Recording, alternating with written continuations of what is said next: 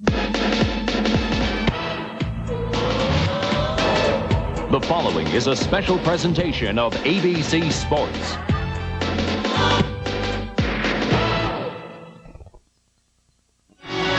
Michigan International Speedway, a house of speed that has conquered many, but been conquered by few. As sweet as victory can be here, defeat can be that much more painful.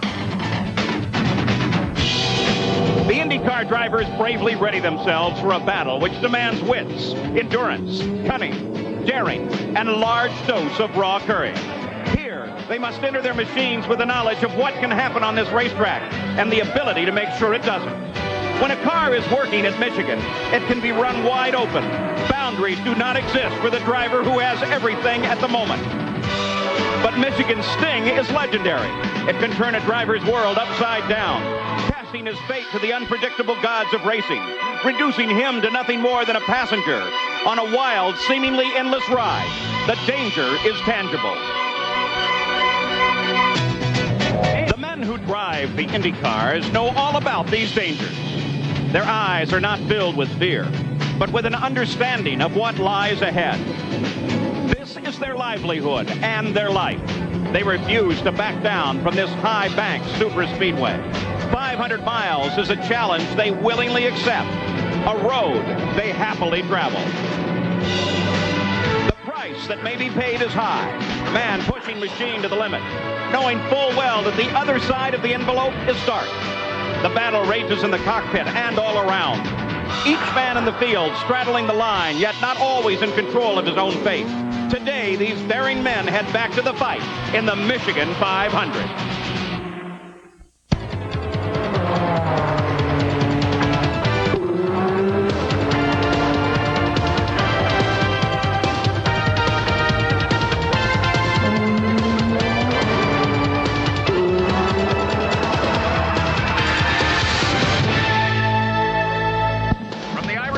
Of southern Michigan, we're at Roger Penske's beautiful Michigan International Speedway. Hello and welcome, I'm Paul Page, and the Michigan 500 is an endurance test, a race of survival, with many different reasons for the different competitors as to why they want to be under the checkered flag first. Let's consider, first of all, Michael Andretti, who is the reigning PPG Cup champion, but right now is behind in the points. He must do well here today if he is to close on points leader Bobby Rahal. And then there is Rick Mears, the reigning champion here. He still suffers from a sore right wrist from that practice accident at the Indianapolis 500. And this is one very rough track. It's going to be a long day for Rick Mears. Then, too, there's the Ford Cosworth engine. It's in the first 4 qualified cars. They've never won a 500-mile race. They hope to do very well here today. And for the rest of the field, 500 miles on a rough, high-bank superspeedway makes for a very long afternoon with each one hoping for a win. Then there's the special story of the pole sitter, Mario Andretti. Right now, he's with Jack Arute. And Paul, it's been almost 5 years since Mario Andretti has sat his car on the pole. And Mario, when you do it at this point in your career, how does it affect you? Does it silence some of the critics? Well, it's very gratifying for me. I don't know if it silenced the critics, but it's an incredible satisfaction for all of us, the team, obviously. It was a long time coming in some ways, but, you know, things have to be right on, and I think I had that right on, and that's a credit to my crew, obviously. And Paul, outside of him was supposed to be his son, Michael Andretti, but as you can see, the spot is empty right now. Here is what has happened in the last couple of hours. When they tried to start the car up, they found a miss in the engine. They have been working now for over an hour trying to trace the problem. In the meantime, they brought out the backup car because they have to be prepared to make a decision as to which one Michael Andretti will drive. He is not at all pleased about the turn of events, and they have until 1:38 to decide which car they will run. He has practiced this backup car before. He practiced it on Friday, and he did get some time in it. Then this is the backup car, so this is a very unseemly turn of events for Michael Andretti, your outside pole winner. Now, for more stories on pit road, let's go further in the back to Gary Gerould. Well, Jack, somewhat ironic that the last 3 races, Bobby Rahal has started from the pole, but because of an ill-handling car on the bumps, he finds himself at mid-pack, back in the 6th row. And Bobby, I'm sure we need to know, what do you think you can do to offset what appears to be an advantage for those Fords in particular?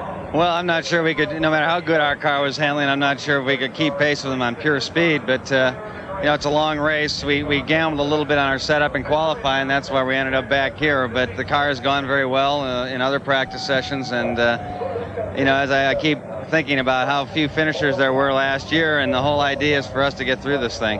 No sense of desperation then for the man who leads the season point standings. We wish you well. Thanks, Gary. Paul? But will Michael Andretti move to the backup car? We'll be moving toward the start of this race in just a moment. The Michigan 500, brought to you by Ford and your Ford dealer. Have you driven a Ford lately? By Goodyear, #1 in tires. By Budweiser, the king of beers with that clean, crisp, cold taste. Nothing beats a Bud. And by Valvoline. People who know use Valvoline.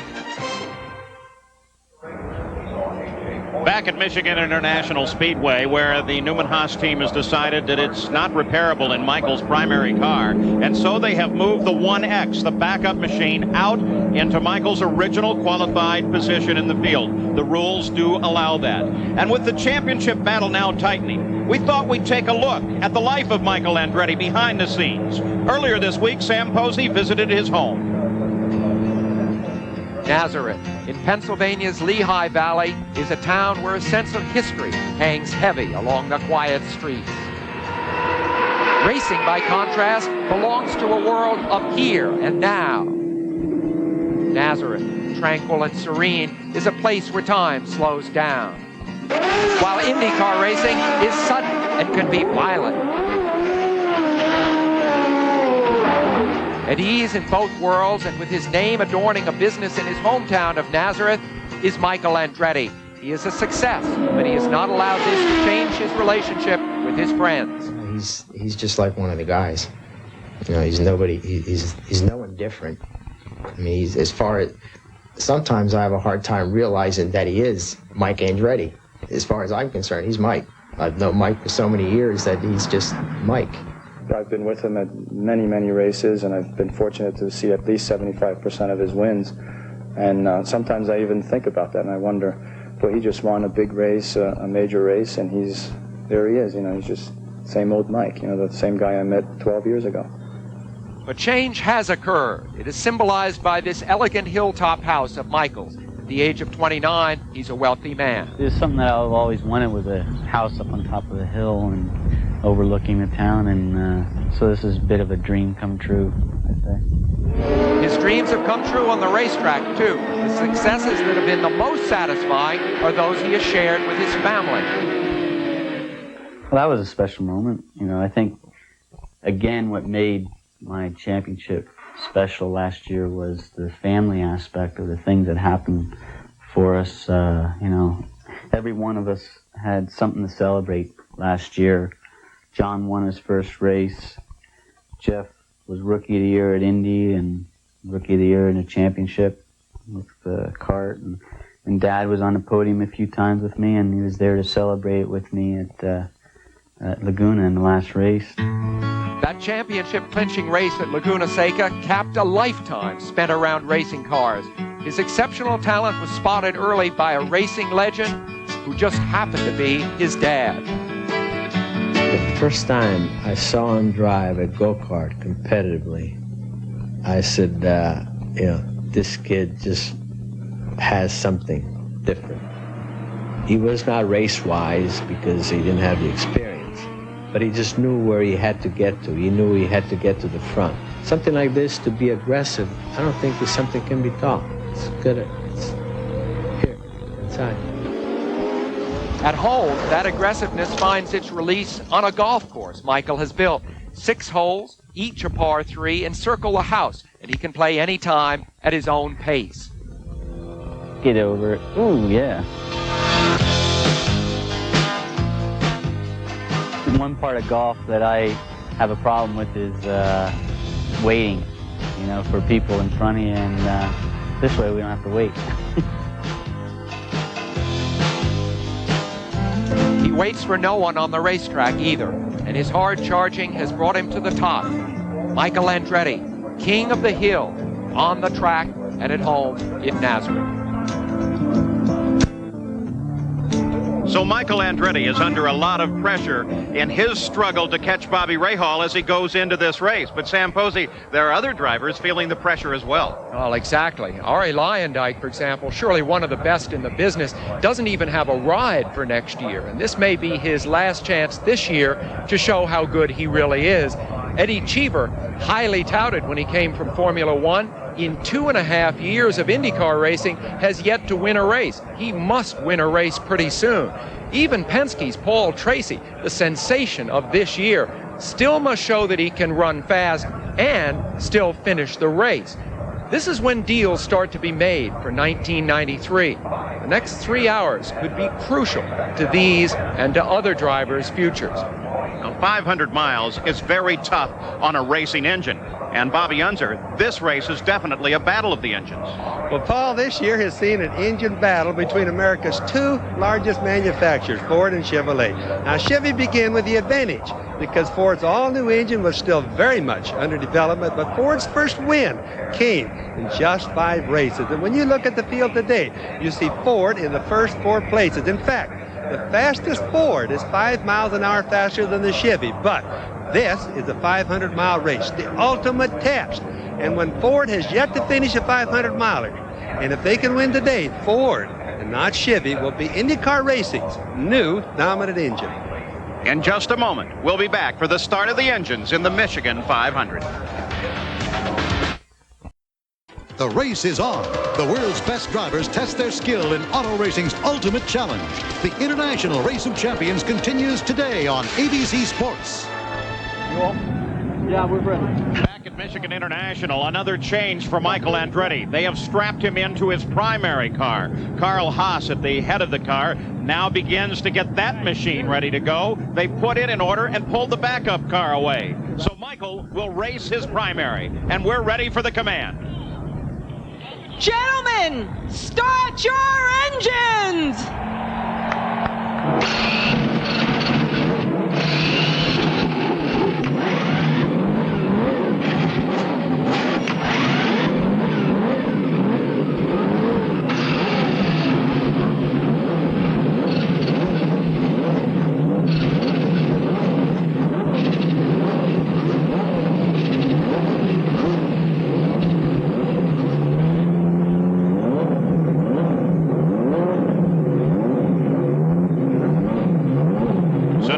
Set and ready to go.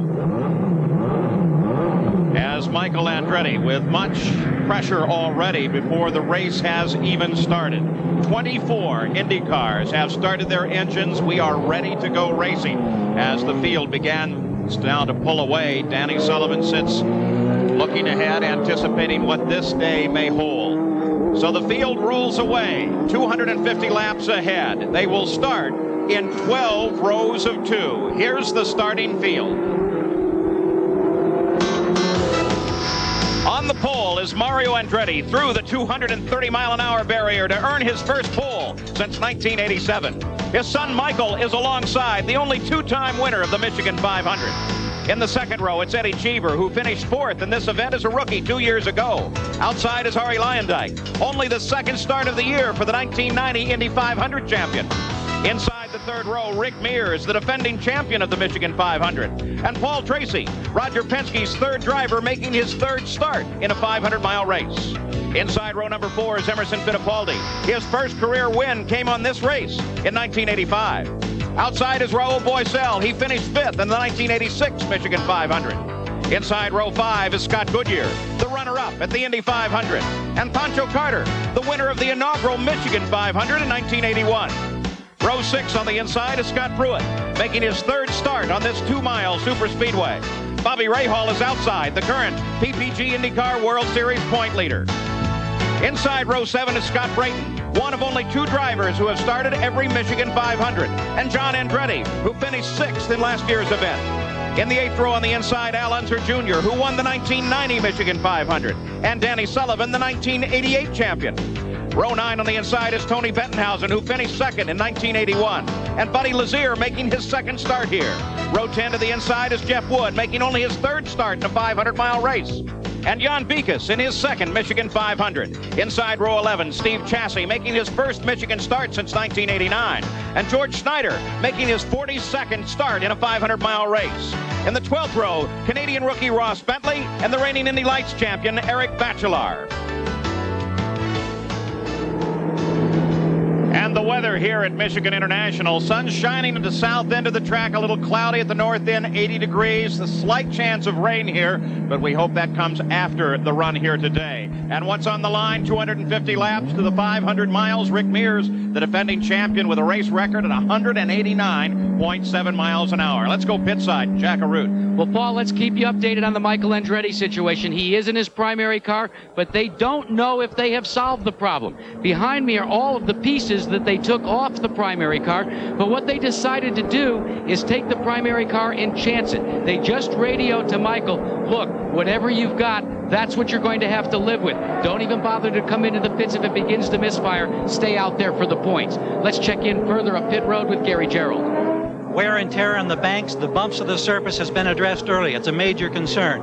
Ari Lyondike in Indianapolis had a key suspension part break. The Ganassi team has made new push rods for this race, 30% stiffer than what they ran at Indianapolis, because they know you've got to be able to absorb 500 miles of punishment.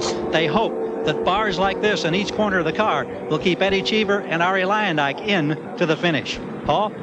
As the field now begins the parade lap, you take a look over Michael's shoulder, and the PPG pace cars ahead. There, the chassis in this race, of course, dominated by the Lola chassis. And, of course, the engines here as that battle continues. The Chevy Indy V8A, the dominant engine, but keep an eye on that Ford Cosworth XB engine. Former winners here at the Michigan 500. Well, of course, Rick Mears back in 91, going back through the order all the way to Pancho Carter, who was the first winner here.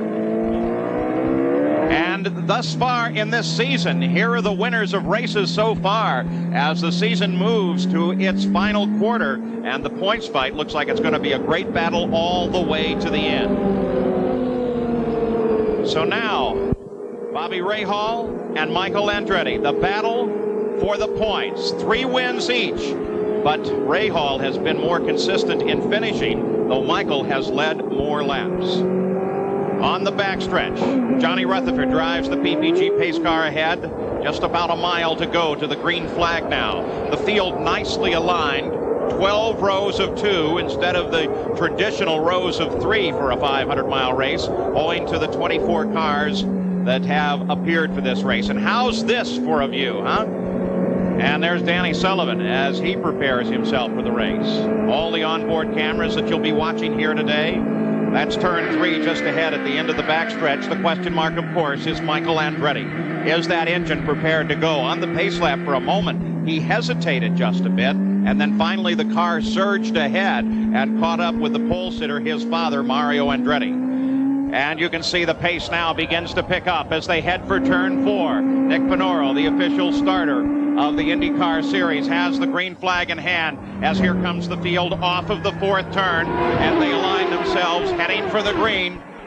Lined up, but not lined up great nevertheless. The green flag comes out, and look at the Andrettis as they head into turn 1. Mario down to the inside. Michael runs high and pulls a little bit ahead, and now Michael is well ahead as Michael Andretti takes the lead coming off of turn number 2. Down the backstretch, it's Michael, then Mario, then the 2 Ganassi cars, Lyondike and Cheever.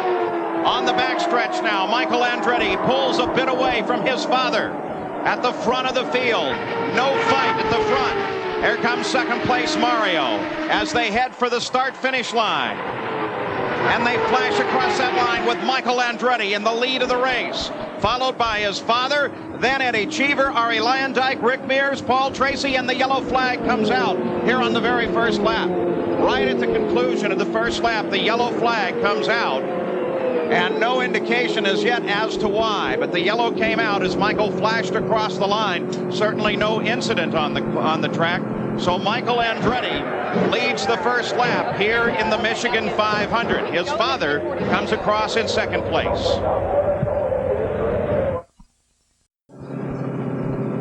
Still under yellow. The call was for debris in the first turn. Michael Andretti cut the first lap at 213 miles an hour, 5 miles an hour faster than the same lap run by his father, the pole sitter. Here is the start as we take a look at it again, as Michael, for the 7th straight race, leads the opening lap. Boy, look at him. If you had a question about whether or not there was a problem on that car, well, that ought to resolve it, as Michael just simply drove away from his father in an identical machine. Let's go pit side and Jack Arute. Paul, two things that came out of the drivers' meeting. The first they discussed at great length was the start of the race. At Toronto, Michael Andretti had a bit of a jump from the outside pole position. So they told him and cautioned him about jumping. They wanted the pole man to come across the stripe first. So Bobby Rahal turned behind and said, well, Mario, what are you going to do if he jumps the start? Mario deadpanned it and said, I'm going to cancel his allowance and I'm going to make him fly home commercial. Now, the second more important thing, the reason for this caution, Wally Dallenbach, the chief steward, cautioned everyone that because of extensive cracks like this one on pit road,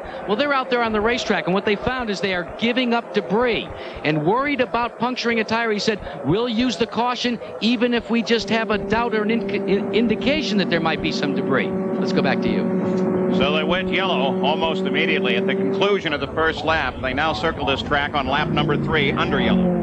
The track is very rough, especially in turn 3, and both Andretti's reported early in practice when they went through turn 3, they got almost a splitting pain in their forehead, as if an arrow had hit them right in the forehead, something of the jarring of the car being transmitted into their head. So they may have a very long and painful day ahead of them. So Nick Finoro tells the field they have 1 lap back to the green flag. Is this about the greatest shot you've ever seen? That's down on ground level in turn 1 as the field comes through. Boy, it sure gives you an idea of how the guys get around this racetrack so fast. This is only a 2-mile track, 230-mile-an-hour qualifying, so there's the reason why. The steep banks. Now, Michael Andretti at the head of the field. You see the pace car, its flashing lights ahead. Those lights will be switched off, indicating to Michael and the field that the pace car will head for pit road, and they will come back to green.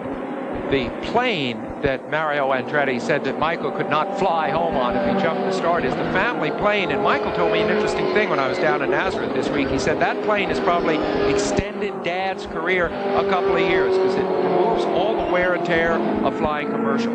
Got a view of Scott Brayton there. In fact, you're looking out through the rear suspension of his car now. Brayton, who is from not far from here in Coldwater, Michigan, currently runs in 10th place. 2 cars that are difficult to tell at distance the difference between Michael and Mario. Certainly, Mario has the red trim on his car, and just behind, Eddie Cheever and Arie Luyendyk. Luyendyk has yellow trim on his car. As the green flag comes out again, and we go back to racing at the start of lap number 5. And again, Michael is able to pull away from his father as they head into the high banks of turn number 1, working his way through that. The rest of the field as we see Eddie Cheever make a move on Mario Andretti. So Cheever moves into 2nd place. Then Mario Andretti, then Arie Luyendyk. Rick Mears now runs in 5th. You can see Eddie Cheever right there, Paul. He went right on by Mario. He's gaining confidence, especially in the oval tracks. He comes from road racing, but he's starting to look a whole lot better. Mario Andretti runs in 3rd, now trying to catch up to Eddie Cheever, though Mario, a great veteran at 500-mile races, knows that the race is not won here in the opening laps, has given up his pole position to his son and dropped back into 3rd. Mario is the biggest name currently in racing, along with Richard Petty. Now, Petty is retiring at the end of the year, and there are rumors that Mario will retire at the end of next year when his contract is up. I think we're going to really miss him. He's a man that's been around in this sport for 30 years, and there's no replacing Mario Andretti. Oh, you can watch Michael, who's way out in front right now, pulled out a pretty good lead already. What he's doing, same thing he did in Indianapolis. He uses the low gear in the car, runs it really hard, gets a little bit of a buffer zone between him and whoever's in 2nd place, shifts it to a higher gear. We call that the cruise gear. Now, he isn't cruising, but he definitely is making it easier on the engine. The word cruise never applies to these cars. As on the backstretch now, there's Arie Luyendyk. You can see the difference in color on the little flip-up wings behind or in front of the rear wheels, as well as on the roll bar as compared to Eddie Cheever's car. Michael Andretti running laps now at 218.5 miles an hour. Fastest lap thus far in the race. Eddie Cheever's move on Mario Andretti just a few laps ago down to the inside and overhauled Mario, pushing him all the way out to the wall. He pushed him pretty close too, Paul. He didn't really give Mario much room, and that at speeds like you're going here, 240 miles an hour down the straightaways, that's a little too close for Mario's comfort. Running in 16th place, Danny Sullivan. Sullivan, as we keep an eye on this battle, which is Rick Mears with Rahal Boissel moving inside him in a battle now for 6th place. As Boissel begins to threaten Mears, it's extraordinary to realize that Rick, for once, was not among the favorites as we went into this races. He's won more 500-mile races than anyone currently racing. He's won 8 of them, and yet because of the damage to his wrist at Indianapolis, it's not really considered that he has that strong a chance here today. At the same time, this driver, Rahal Boissel, in one of the Dick Simon cars, has looked very strong since his reappearance in the series at Indianapolis this year. Had some bad luck mechanically, had an engine go at Loudoun, New Hampshire, and that took him out of the race. Rick Mears has not led a single lap on an oval at any time this season. At the front of the field, it is still Michael Andretti. You're on board now. Eddie Cheever is chasing. Michael just turned a lap again at 220 miles an hour. We'll be back after this message and a word from our ABC stations.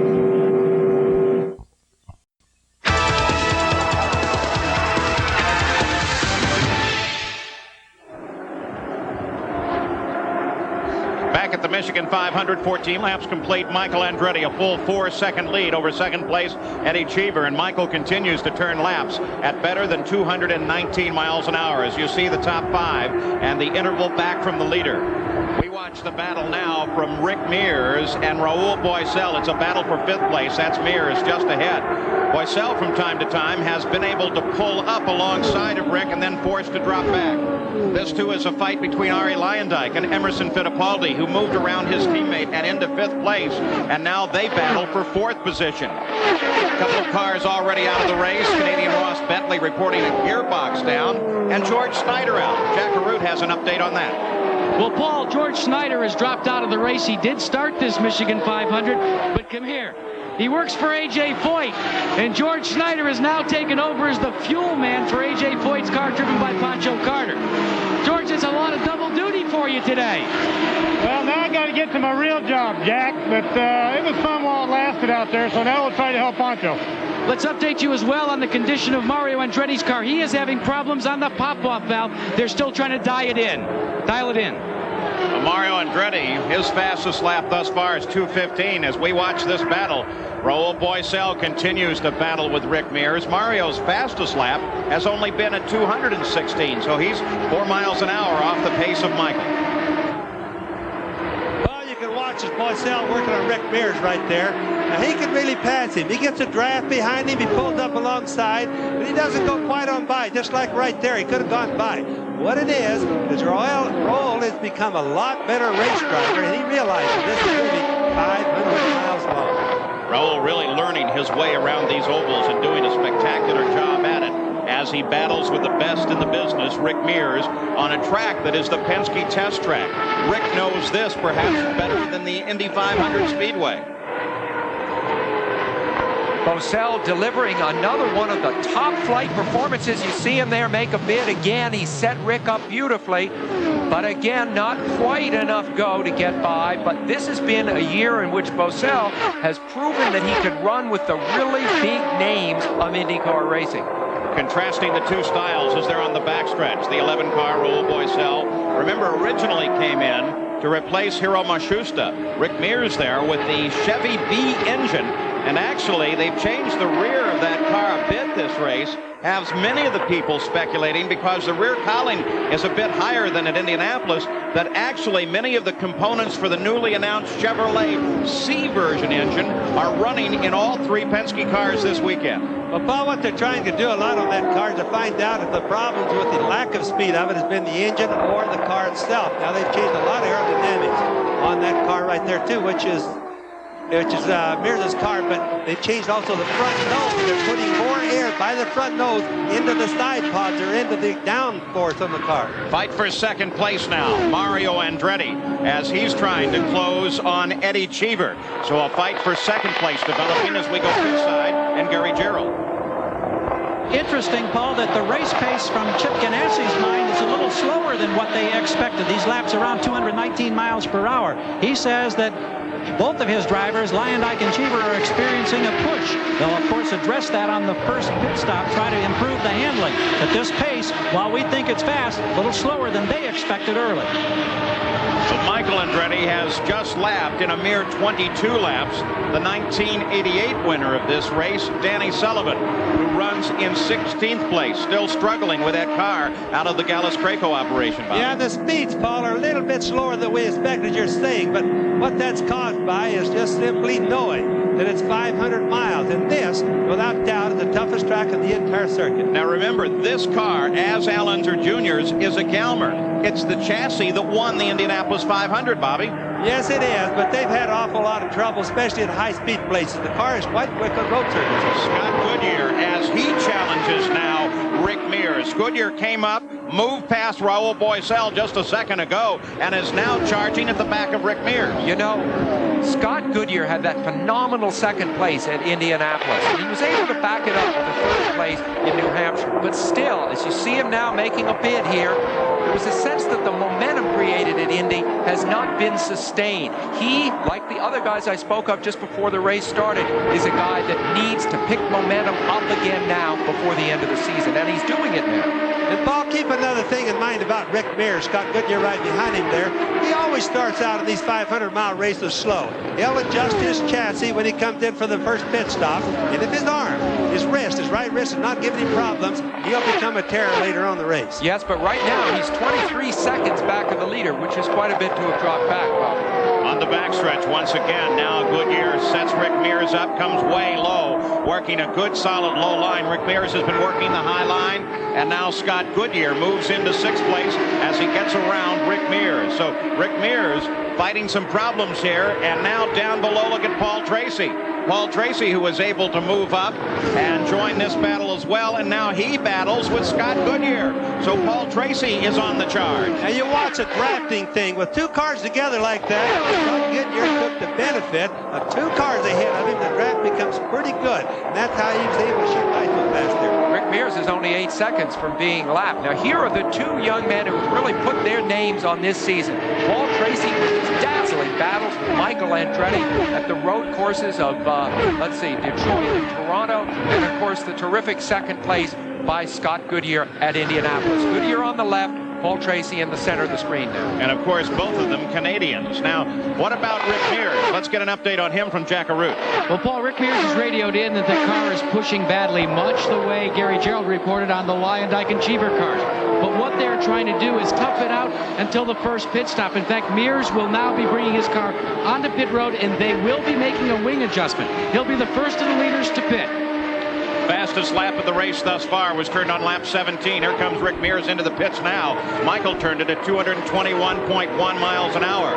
So Rick Mears, with his problems, rolls down toward the Penske pits. And he's definitely in too early. Let's go down to that pit, Jack. They have made the wing adjustment on the front wing only. They've remained steadfast with the... Change the wicker bill on the rear of the car. They're filling it up with fuel. So all it is a front wing adjustment to adjust the push on the car, gentlemen.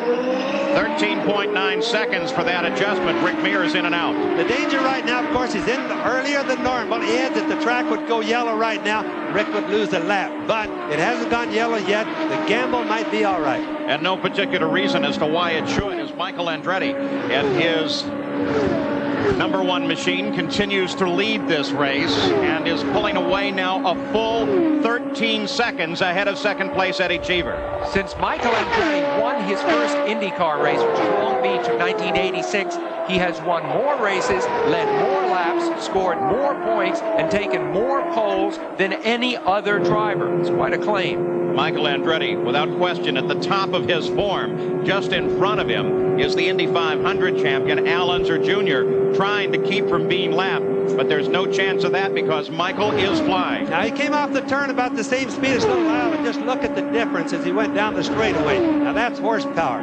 The Fords probably have a good 10-mile-an-hour speed down the straightaway over the Chevrolets, at least the Chevrolet A engine, Paul. Well, Bobby, you raised the issue at the beginning of the show that this was really the battleground between Ford and Chevrolet. And Fords are currently running first, second, and third. It isn't until you get to Emerson Fittipaldi in fourth that you get a Chevrolet. And Paul Tracy makes his move now on Arie Luyendyk, gets around Luyendyk and picks up sixth place. So Luyendyk beginning to fall steadily backwards while Tracy is on a charge forwards. And now here is the fight renewed between Rahal Boisel and Rick Mears. Though remember, Rick did go into the pits, and it is not a battle, therefore, for position, but it's the same old rivals out on the racetrack itself. But it's a good time, Paul, to see whether they fixed Rick's car a little bit or not. Michael Andretti just picked up the pace. He just turned the last lap at 221.5 miles an hour, the fastest lap thus far in the race. The average speed of the race, despite the early yellow, has come up now to 181.6 miles an hour. The race record here for a 500-mile race, for any IndyCar 500-mile race, 189.727 miles an hour. This is the most terrific view. It's a new camera position, as you can see from the graphic, on board with Scott Pruett in that terrific True Sports car. And you see, for the first time, to my eyes anyway, Bobby, I want to see what you think, the way it really feels when you're driving a car. This is what you see. It's certainly a lot better than we've ever seen before, and it's a realistic view, Sam. So Michael Andretti is out in front. Again, he just upped the ante to 222 miles an hour, a new fast lap in the race, and in doing so, he passed his nemesis, Bobby Rahal. So Michael Andretti has put all but the front 9 cars a lap behind the leader with just 33 laps done. Back at the Michigan 500, we are under yellow. Michael Andretti is in the pits. Gerould. And Paul, very quickly, they're doing their service. They have made a minor wing adjustment on the front wing only. He also complaining of some understeer. Likewise, his father, who will pit shortly, will make a wing adjustment on the front, and he will change the wicker bill because his car is pushing worse. That's Arie Luyendyk heading back into the action. This is his teammate, Eddie Cheever. He is the reason for the yellow right in the middle of the backstretch. Coming off of 2, he glanced the wall and finally slid to a stop at this position, which is just about the middle. This was just a few moments ago. And Eddie Cheever, as he climbed out of that race car, terribly frustrated with whatever happened. Look at that. Angry, mad Eddie Cheever.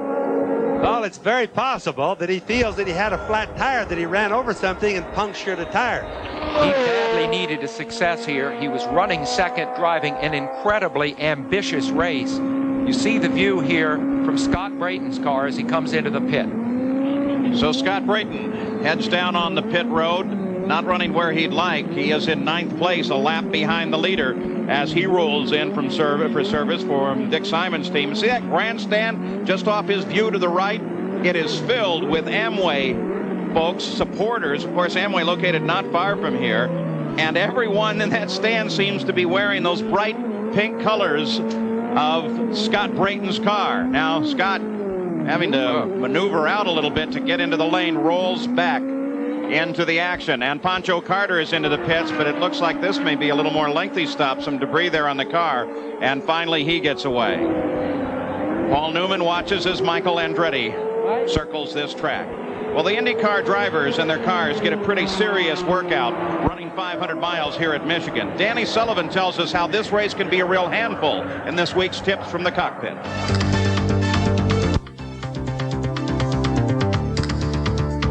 Here at Michigan, of course, it's a 500-miler, so we directly compare that to Indianapolis.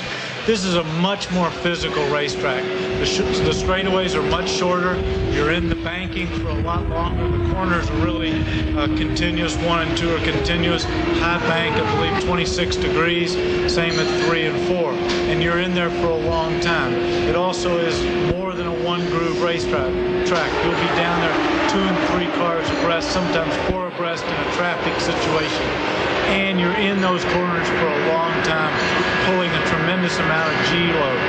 It's very easy if your car is working good here to run wide open with the throttle the entire way around. The problem is after 250 laps, it takes a tremendous toll on the car. Gearbox, engine, sometimes you're bouncing the car off of the ground a little bit. You're getting more RPMs than you want to. It is a real problem physically for the car. The big thing is getting the car to run over the bumps. That is very physical. You'll see in your in-car cameras where everybody's moving around a lot of movement from the head. It's very difficult to see far around the corner because of the movement and the car bouncing around. And this is going to be a problem throughout the race. When I won here in 1988, about 10 guys took off at the beginning of the race, and for the first 20 or 30 laps or 50 laps, they ran at a tremendous pace. And then everybody started backing up, having problems, cars braking. I think that the winner here is going to have to drive a conservative race. That doesn't mean he's not going to be fast or be the guy out in front, but he's going to have to be conservative on his equipment. Many of the drivers here have been complaining about headaches after practice because the track is so physical and rough. There is Eddie Cheever's car on the hook as they clear the track on the backstretch. Those are the marks into the wall coming off of 2 that were the result of Cheever's incident with the wall. So Eddie Cheever out of the race along with Eric Bachelard, Ross Bentley, and George Snyder, though Eddie Cheever is the first incident of the day after 40 laps at the Michigan 500. 2 of the NFL's toughest teams collide. The New Orleans Saints battle the Chicago Bears in a preseason special, Monday night, August 10th on ABC Sports. Welcome back to the Michigan 500. I'm Paul Page, and we are under yellow because of Eddie Cheever's accidents. One of the 4 Ford engines out of the battle as a result of an impact with the wall, and Gary Gerould is with the car owner, Chip Ganassi. Indeed, we are, Paul. And Chip, you had a quick radio conversation with your driver, and it's not the kind of conversation that you as an owner ever want to hear. No, I'll tell you, Gary, we were looking for a yellow. There was something else going on out there, and suddenly they yelled for a yellow, and I said, yellow, yellow, on the radio. Eddie said, I think something broke. I hope I don't hit anything. And he's going, whoa, whoa, whoa, whoa. He said, oh, I'm out, but I'm okay. So fortunately, he's okay. That's the important thing. And we got to get Ari's car working now. Now I think I've got more bad news because I'm just told that Ari's going to get a stop-and-go penalty. I don't know if it was for running over a hose, running over an air hose, we're told. So if you'll turn around, I expect you're going to see your other driver here in just a moment. Well, fortunately, it's a 500-mile race. We got a long way to go. Anything can happen. All right, thanks, Chip. Paul? And, of course, that penalty actually will be assessed after they go back to green flag racing. Sandy Andretti keeping track of Michael's progress in the pit area, and Michael's progress has been stellar. 220 miles, 222 miles an hour, his fastest lap in the race. Prior to the yellow, he had a long lead over second place Mario Andretti. They will line up coming back to the green flag. Michael, then Mario, then Scott Goodyear, then Emerson Fittipaldi, then Paul Tracy, John Andretti, Rahal Boycell, Arie Luyendyk, Bobby Rahal, and Scott Pruett. Overhead today, the shots courtesy of the Goodyear Blimp Stars and Stripes, sporting Goodyear's new corporate blue and yellow colors. Piloting the blimp today is Jim Maloney from Vienna, Virginia. And I'll tell you what, those overhead shots give you some great idea of the separation between some of the battles on this track. The pace car comes off onto the pit road, and we're ready to go racing once again as they scream across the line.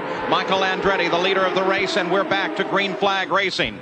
Can they close on Michael Andretti? Can he be caught on this day at Michigan? Michael working down to the inside.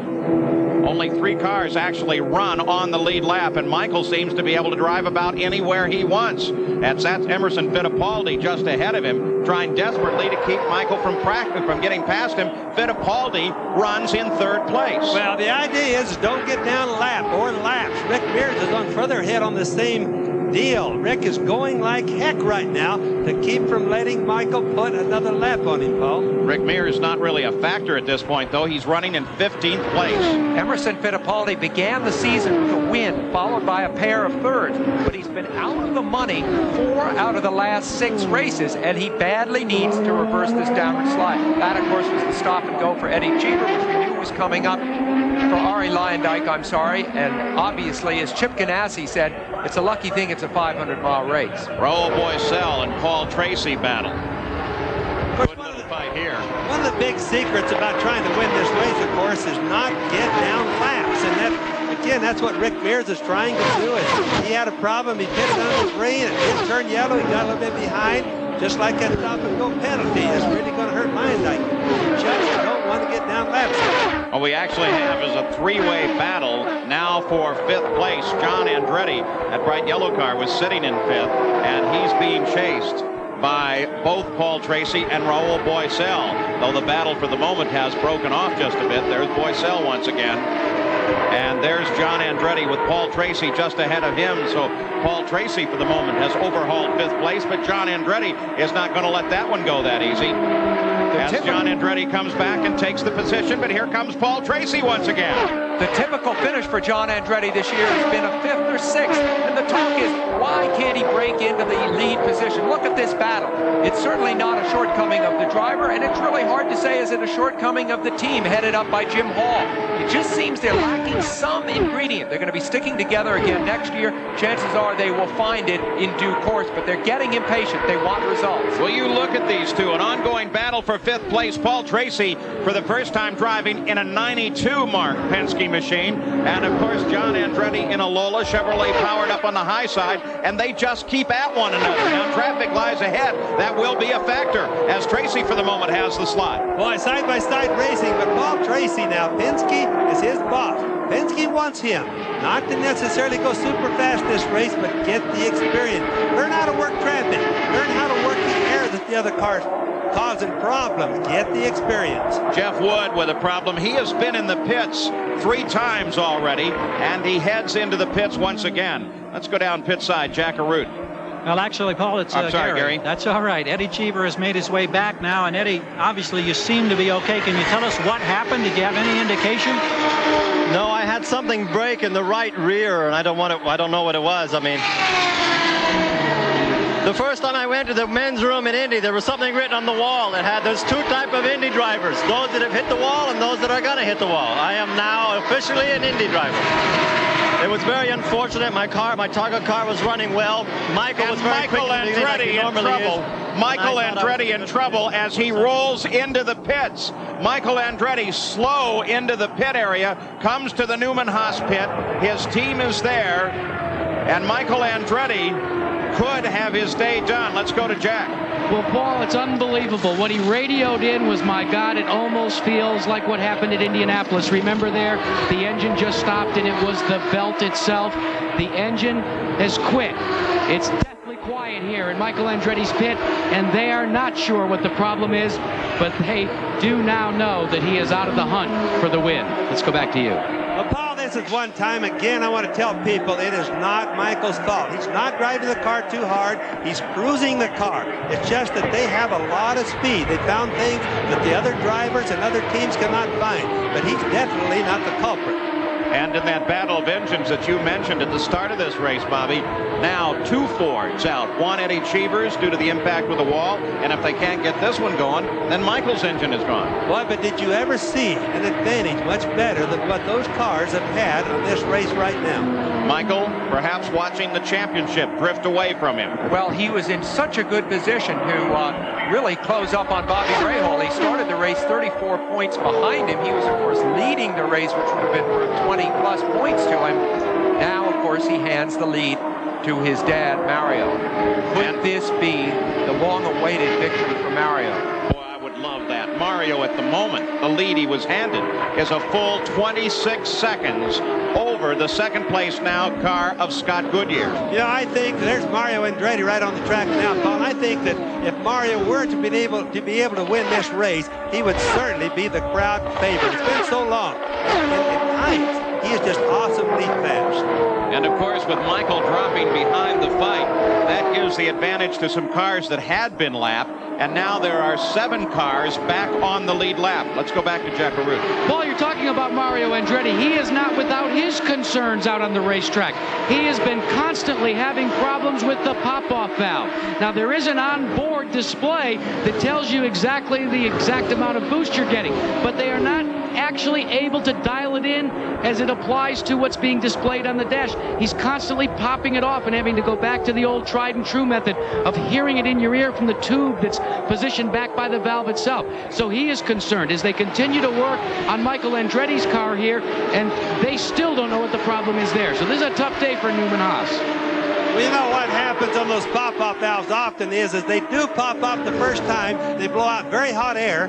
Bobby Rahal charging on Rahul Boisel, a fight for 6th place. And then as the air goes through the pop-off valve, it heats the spring up. The spring gets weaker, and then it starts popping off at a lower pressure. And of course, for every inch, they lose about 20 horsepower, and that really is costly. Last year, when Michael Andretti dropped out of the Michigan 500, Bobby Rahal turned it on. He said, this is my chance to win and to really extend my lead. Like this year, he was leading in the championship at that point last year. He turned it on, he really flew, and then he blew up too. What is he doing right now? What is Bobby Rahal thinking? This is a golden opportunity to really extend that 34-point lead he has in the championship. And that's exactly what he's doing now. He just picked up a position on Rahul Boisel, moving from 7th to 6th. And when Michael dropped out, it gave Rahal new life because it got him back on the lead lap. Mario has now led in 9 of 11 Michigan 500s. We'll be back after this message and a word from our ABC stations.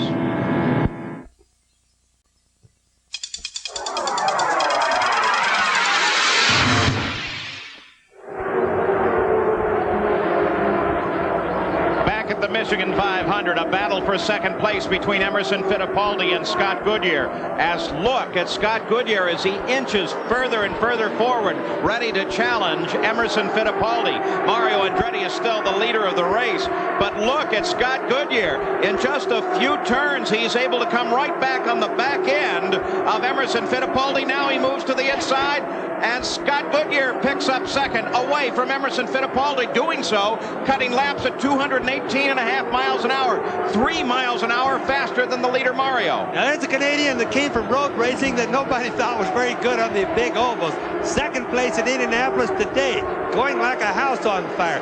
Really getting the ovals figured out good. And he drives for this man, Derek Walker, who had 2 drivers in the race, but Jan Beekes is already out. Let's go down to Jack Arute. Well, it goes without saying, a very disappointed Michael Andretti. Early reports are it's the same problem as what happened at Indianapolis. Seems like it. It just quit. It seemed like just lost oil pressure and fuel pressure, just like Indy, and I can't believe it. The feelings that you have, especially starting the race with the unknown quantity, and now all of this happening and trying to close on Bobby Rahal. Describe it. It's not a very nice feeling. That's about all I can say. You know, it's just it's a shame because I thought we got over the hurdle by getting the car out there, and I thought maybe this is going to be our day, and you know, it was going to be our day up until you know, the thing quit. It's just very disappointing. Tough break for Michael Andretti. John Andretti and Bobby Rahal now battle for 5th place. And just to explain Michael's problem that he thinks he has, it's a belt that drives the oil pump, the fuel pump, and the camshafts, and etc. on the front of the engine, Paul. That's what broke at Indianapolis. It slowly was out of a line, wore off to the side of it, and finally broke. And it's not likely it's the same problem now, but it sure does sound like it. So John Andretti, as he comes alongside the troubled Rick Mears, Bobby Rahal is right behind him, a continuing battle for 5th place. But you can see that the failure of Michael Andretti seems to have given all new life to Rahal. There's Rick Mears going by there, having a very frustrating and probably painful day, but it is an inspired drive for John Andretti. This is the highest he's run this early in a race this year. On board now, Unser Jr., who is 1 lap behind the leader, running in 9th place. Now take a look at the telemetry that we have. Chevrolet providing this information off of their fantastic racing engine. Look at the RPMs come up and down as he uses the throttle. Look especially at lateral G's here. Yes, and Paul, you know, normally the engine would be turning like 12,400. Look at how much they cut it back for a 500-mile race. If you don't do it, they just won't take it for a 500 miles here at the Michigan track. As he turns into the corner, of course, there's a little lag on the data link between the actual video that we see and as the yellow comes out here, we should see him get out of the throttle. And there is Rick Mears coming into the pits. Let's go to Jack Arute. And this is a break for Rick Mears, gentlemen, because now they are making major changes on the car. And the yellow flag is underway, so they're being able to do it with a little bit more leisure. They have changed the front wing, and they have also changed the wicker bill. This is very reminiscent of what Rick Mears did trying to chase the racetrack all last year when he was victorious. Let's go back to you. Buddy Lazier in the pits as well. Brand new sponsor on that car. The new Hammonds team, after leader card, has finally, after years, pulled out of racing. So the yellow is apparently for debris on the track. No obvious incident here. And as we watch Mario, the leader of the race, roll down into the pit area. Now this should be a routine stop. Jack is right there. Well, Paul, there again, going to try and make a wing adjustment on Mario Andretti because he is also trying to adjust the handling on the car. Now there's a little bit of miscommunication, but they have completed the work. A big change on the front wing, but he is off and away. 16.5 seconds, he's out. Major change to the front wing of Mario Andretti's car. Hopefully they have dialed some new speed back into it. So far, he's only run at 215 miles an hour. We'll be back.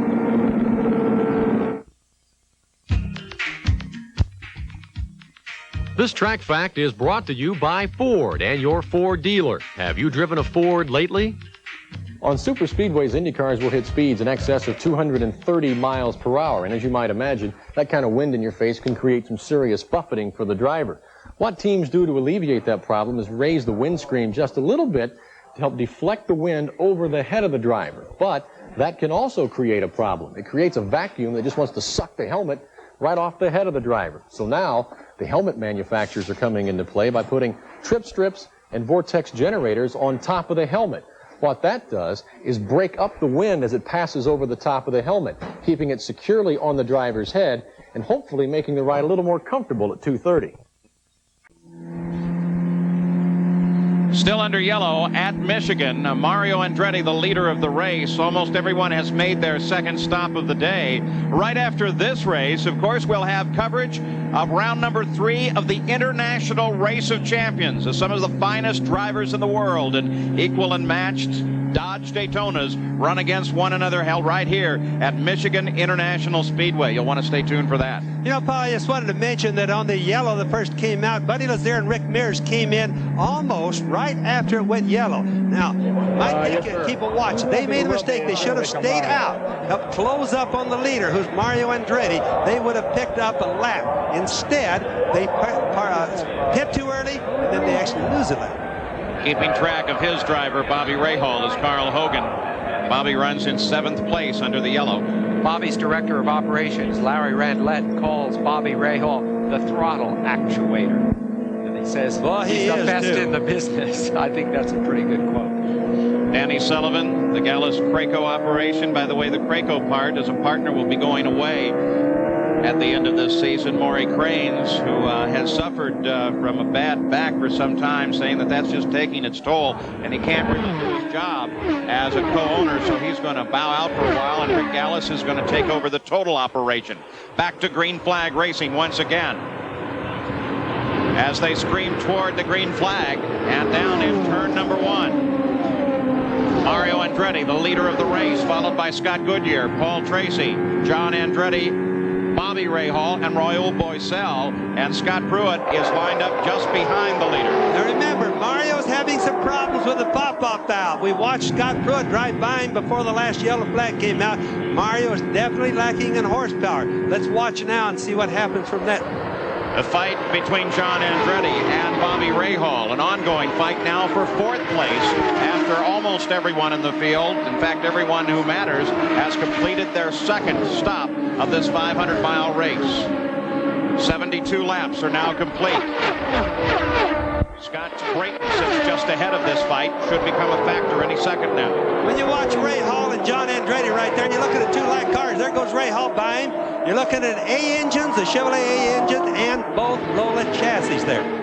It's interesting that Rahal, the minute Michael Andretti went out, did seem to come alive. He'd been languishing back in 12th. Now he's up into 5th. So Bobby Rahal, moving toward the front of the field, is solidly around John Andretti and solidly into 4th place. His next target will beat Paul Tracy, who is not that far ahead. Mario Andretti still the leader. Scott Goodyear in second, Paul Tracy third. The yellow caution really bunched things up. There are now 7 cars on the lead lap, and all of them battling. Paul Tracy trying to close down on Scott Goodyear. You see Scott Goodyear, that blue and silver car just ahead. The blue and white mobile car, well, that's Paul Tracy. A 1992 Penske, the first time he's had a chance to drive it. As we take a look at sitting in front of him is Scott Pruett. Mario Andretti is just ahead of this battle. So the yellow bunching everyone up. There's little Al. Obviously got the car working a little bit better than they had in practice, but still not as fast as they'd like to be. By a long ways. And Arie Luyendyk and Paul Tracy side by side. But remember, Luyendyk was assessed a penalty and is running off the leader's pace. I remember Paul Tracy right there on your left had a problem last year. Started the race, probably hit the wall right for Roger Penske. Everybody painted kind of a bad picture for him, but so far in this race, he's really been using good judgment, going fast, and yet staying out of trouble. Penske car is running in third place, and then Fittipaldi is back in 15th with Rick Mears running 11th. An update on the Penske operation, Gerould. Well, Paul, Tim Bumps is actually calling the shots along with Teddy Mayer on the Paul Tracy car. And one of the things that they've discovered is Tracy has got a slight push to his car, and he likes it. He has asked him to keep it in the car. I asked Tim Bumps what his biggest concern is. He said, right now we're trying to talk Paul through the race. We're trying to keep him calm. We're trying to remind him that this is 500 miles. Another problem has also befallen his teammate Emerson Fittipaldi. He was on pit road for several laps with what they first thought was a CV joint that had gone bad. But over the constant velocity joint is a rubber boot, and that boot had gotten hung up and partially melted, and that was creating a slight vibration in the car. Back to you. Most of the races in the IndyCar series are at 200 miles. Only twice in the year do they race at 500 miles. Indianapolis and here. Bobby Unser, there is a world of difference when they talk about teaching a guy like the driver of the 7-car, Paul Tracy, between that 200 and 500th mile. You really have to learn how to drive it. Well, they're geared up. Their minds are geared up to be fast, to be really, really fast. And in Michigan right here, if you drove what we call a trophy dash for 500 miles, Paul, you're just going to tear up the car and break it. Paul Tracy challenged Unser Jr., who is also running a lap behind the leader, running in 8th place right now. But Little Al was having none of it. Now Tracy is back at Little Al once again as they run very, very close. And Little Al brings it down off of turn 2 and forces Paul to drop back just a bit. Let's not forget that Little Al won Indianapolis just a couple of months ago. So this is the man who won the last 500-mile race they have run. And Paul Tracy is challenging him. And also keep in mind, Sam, they've had an awful lot of trouble at the high-speed places with the Galmer car. The fact that he won Indianapolis, a whole bunch of it was luck and a lot of hard work by the crew. One of the hardest working, dedicated crews in Indianapolis that I've ever seen because they technically didn't have a chance of winning. Well, they managed to make the cars mechanically bulletproof. They just don't quite have the speed. And, of course, with Little Al and Danny Sullivan, they have 2 of the very best drivers in the business. And these men just keep at it lap after lap and using their race savvy through a long 500-mile like this. And Tracy, of course, got by him, but this battle goes on. Steve Chassis and Jan Beekes both reporting out of the race.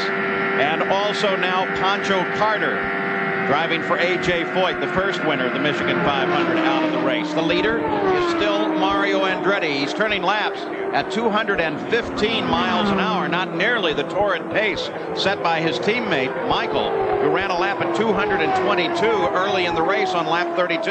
And also keep in mind that Mario has problem with his pop-off valve. That cannot be fixed during a race. If that's a problem, that's not something that they can change, Bo. Evidently, though, he had big handling problems, too, judging from the amount they changed that front wing. If those can be made to go away, perhaps he can hang on. So keeping an eye on Mario Andretti, as there is Scott Goodyear pulling up right behind him now, and Scott Goodyear has been running about 3.5 miles an hour faster than Mario in the past few laps. So will this be a pass for the lead? Scott Goodyear beginning to challenge the leader of the race now. They're up in the north end of the track, coming off at turn 4 and down toward the tri-oval as they flash toward the line. We could see history about to be made. Scott Goodyear, under a real green flag situation, has never led a 500-mile race. And right now, he's got Mario Andretti in his sights. The old fox leading the young charger. Boy, don't you know that the Canadians up in Canada are really jumping right now? This is the Canadian boy going by. And he goes for the lead, and Scott Goodyear moves down inside Mario Andretti. A classic battle. Rookie and veteran, they're side by side. In the north end of the track, Scott Goodyear takes a run coming off the corner. Careful, though, not to pinch Mario Andretti up to the wall. But Mario hangs on to the lap. Mario has got the experience. Scott is the brave guy, the brave Canadian. You can bet you that Jim O'Donnell, the guy that sponsors that car, is jumping up and down right now. A tremendous battle for the lead. There is the owner, one of the co-owners of the other car. This is Derek Walker, who owns and runs Scott Goodyear's stable, as Mario Andretti is still trying to hold the young Goodyear off in an ongoing rotating battle around this track for the lead of the Michigan 500. I have to laugh at Carl Haas. It's old poker face. He acts like he's bulletproof, and yet down deep he has more feelings than most guys I know.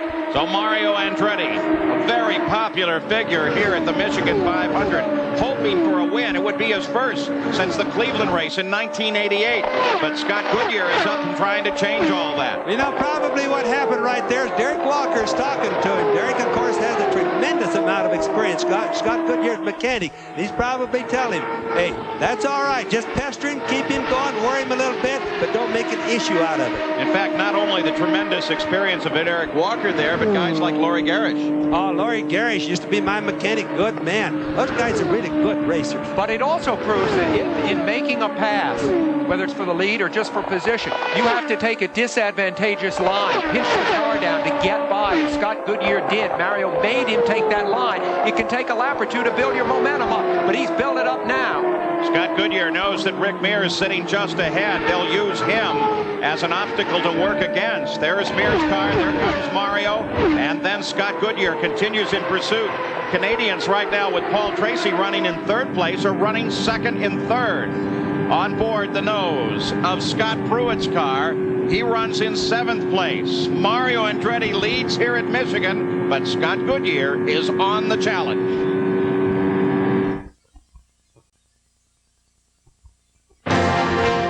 Michigan 500. Brought to you by Craftsman, a line of 1,600 hand tools made in America, guaranteed forever. By Herc Celanese. Herc Celanese, the name behind the names you know. By Molson. Clean, crisp, and refreshing. Since 1786, Molson is Canadian beer. And by Texaco, official sponsor of the 1992 U.S. Olympic team.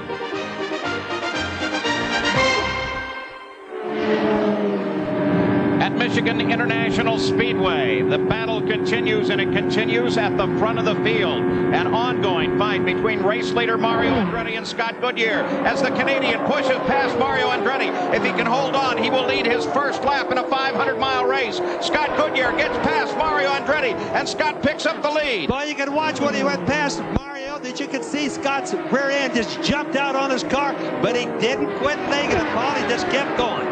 They continue the fight. Scott Goodyear is down low. Mario's having none of it as he runs up onto a high line and tries to take Scott Goodyear again. But Goodyear pulls away from Mario Andretti. His lap's just a little bit faster. Now Scott's picking up a little bit of help. He's getting a little draft from the cars in front of him. That's helping him pull away from Mario a little bit easier there. Scott Goodyear now with traffic just ahead, and he handles that superbly.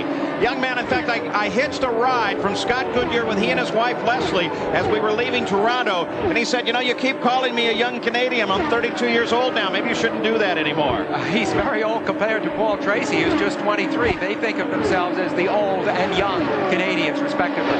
So now Scott Goodyear, for the most part, has resolved his battle with Mario Andretti. Mario is now a half a second back, and look at him overhaul Rick Mears. Well, he's just driving by Rick like he's parked. He is really moving, and I watch him work the traffic. He's going low, high, wherever he wants to go, he's sticking. Well, Scott Goodyear's car is working, and that is the key. Also, perhaps that youth at age 32 will make a big difference in a hard race like this is today. Let's go to the pits of Gary Gerould.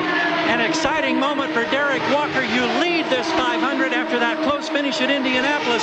What is the game plan at this stage, Derek? What are your concerns? Well, it's a long way to go. So reliability right now is obviously our major concern. Other than that, the car's running fine, and Scott and the team and the McKenzie group are just doing what we have to do, just trying to stay up front. It's hard not to conceal the smile at this moment, isn't it? Well, I think it's great for the team and Scott to be doing this well. We just hope it can continue, but it's a long way and a lot of good guys still out there. Anticipating any changes on your next stop here in the pit? Just routine, just tires and fuel, really, at this stage. All right, we watch. Thanks, Paul. Rick Mears comes into the pits as well and begins to climb out of the car as you watch Scott Goodyear. They tell me that Rick Mears tomorrow will have that right wrist cast. And as a result, Rick Mears will miss a number of road races, and in fact may not be back in the race car until the race at Nazareth. Think of the connection as we see Danny Sullivan come in between Derek Walker and Rick Mears. Rick Mears going out of the race. Derek Walker, who had been Rick Mears' crew chief and chief mechanic in many of Mears' successes. They both worked for Roger Penske, who you see there. Now fate has smiled on Derek Walker and not on Rick Mears on this day. Sam, I could watch Rick when he got out of the car's right wrist there. You can see how tender it is. He couldn't even get out of the car right. So he's really hurting from that. And I'm sure the car's the problem, but his wrist is definitely hurting him. You see the brace that he wears. I think in this situation, if you're Rick Mears, you say to yourself, I'm driving at a losing cause. Do I want to exacerbate the injury to my wrist by continuing to pound around this track? Maybe better to get out of the car. Well, to my way of thinking, Rick Mears has shown tremendous courage just being in the car these past several races. He's taken some time off, but I don't think I would be in that car. He's still the king of the ovals right now. Doesn't make any difference who else is running. He's the best. He's just got a lot of problems with his body. Rick Mears, the defending champion, out of the race. His wife, Chris, right there as well.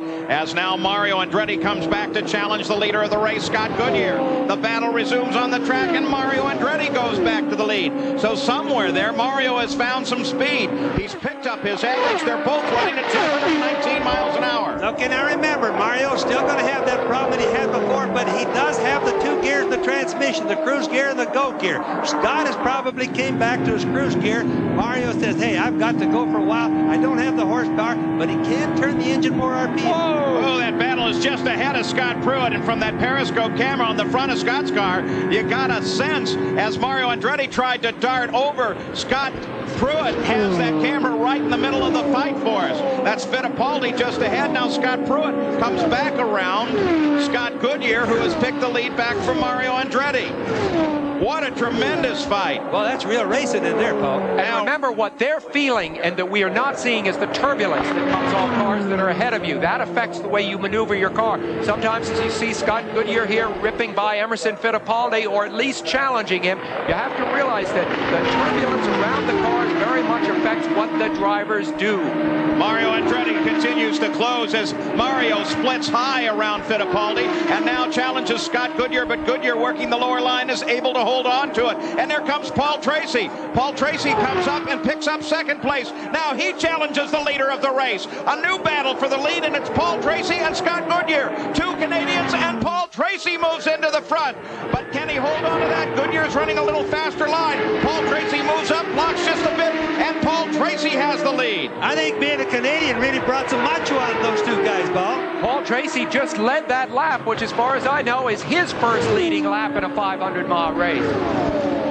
Paul Tracy, remember, crashed here at the end of lap 1 last year. Rick Mears is absolutely loving it. His teammate, Paul Tracy, in the mobile car, that beautiful blue and white machine, moves to the front around his fellow Canadian, Scott Goodyear. Paul Tracy is without doubt one of the finest young new road racers I've ever seen come along. He really has a lot of talent. Now he's starting to show it on the big ovals. And the Penske team is putting him in every position possible, not just on the racetrack, getting him more and more experience, but also in terms of PR. Yesterday afternoon, Jack Arute went and spoke to a group of enthusiasts, race enthusiasts. Paul Tracy was there chatting with them too. If you ask the question, where are the stars of the IndyCar future coming from, this ought to show you. Now, this is the pass just a moment ago. That's from Pruett's car. Mario to the outside. And there is Scott Goodyear running just ahead of him. That was the pass that made the difference for the lead.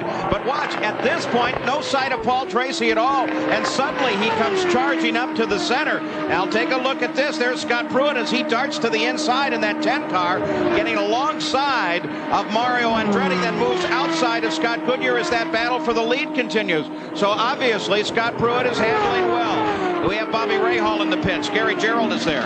Indeed, Rahal has been conservative by design. No wing changes. They changed the rubber, getting the full load of fuel. He's back underway. We've got him at 13 seconds as we go to Checkered. Well, Gary, we've got Rick Mears, who's really been enjoying the last couple of dashes for the lead with your teammate. But first of all, what put you out? Basically, the wrist did. It wasn't up to it. And, we just wanted to give it a shot here. We'd given it a pretty good break beforehand, and just wasn't up yet. Paul, that's it from Rick Mears' pit. Yeah, here at the 104th lap, Scott Goodyear comes in for his third pit stop of the day, and the crew falls on the car. Routine service rolls out in 14 and actually a little over 13 seconds there. Scott Goodyear is back into the fight. Yet to stop is the leader of the race, now Paul Tracy, and now second place, Mario Andretti.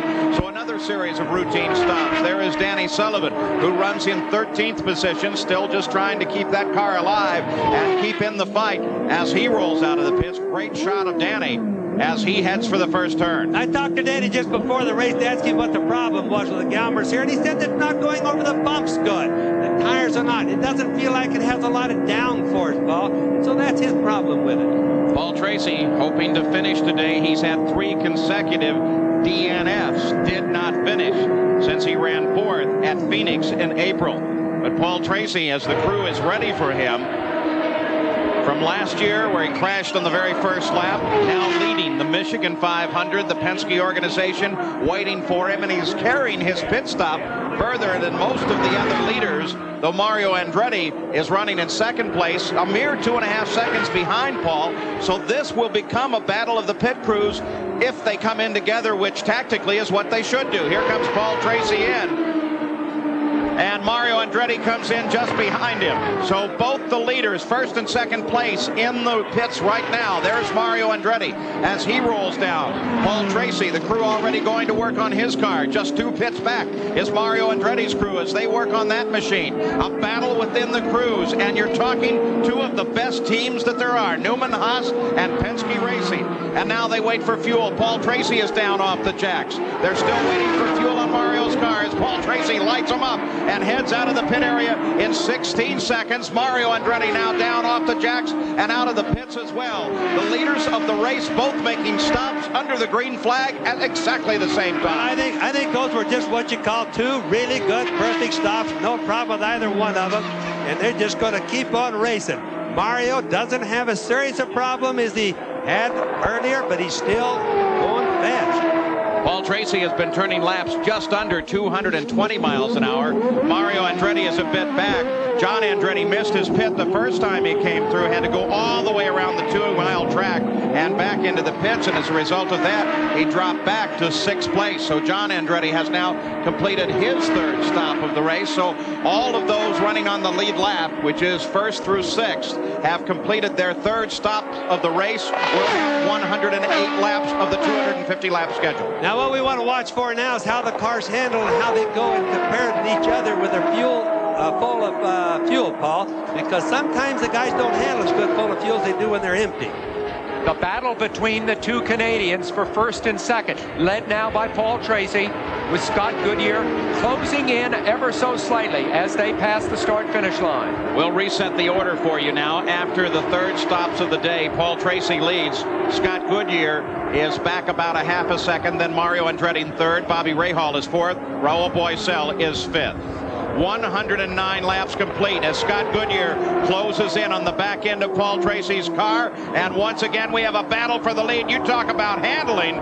Scott Goodyear on full tanks is handling very, very well. Well, that's exactly what happens sometimes. The guy just likes full loads of fuels, and some of the guys like them when they're a little bit lower, almost empty. And you can see right there, Goodyear really likes the fuel. Unbelievable pass for the lead for Scott Goodyear. And it all comes down to the weight that's in the car and the proportion. Sometimes the more fuel in, Paul, makes them stick a little bit better because they weigh more. Scott Goodyear just moved around Scott Brayton. Paul Tracy moves in to handle up Scott Brayton as well. And there you see that battle for the lead just ahead, broken off for just the moment. We'll be back after this message and a word from our ABC stations.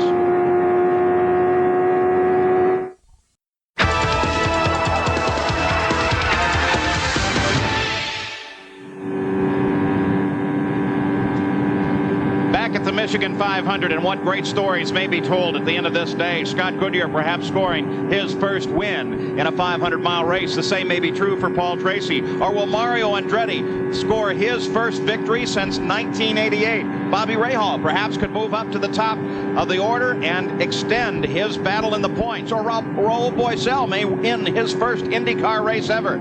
It's a marvelous run at the Michigan 500. For the moment, the battle for the lead has broken off.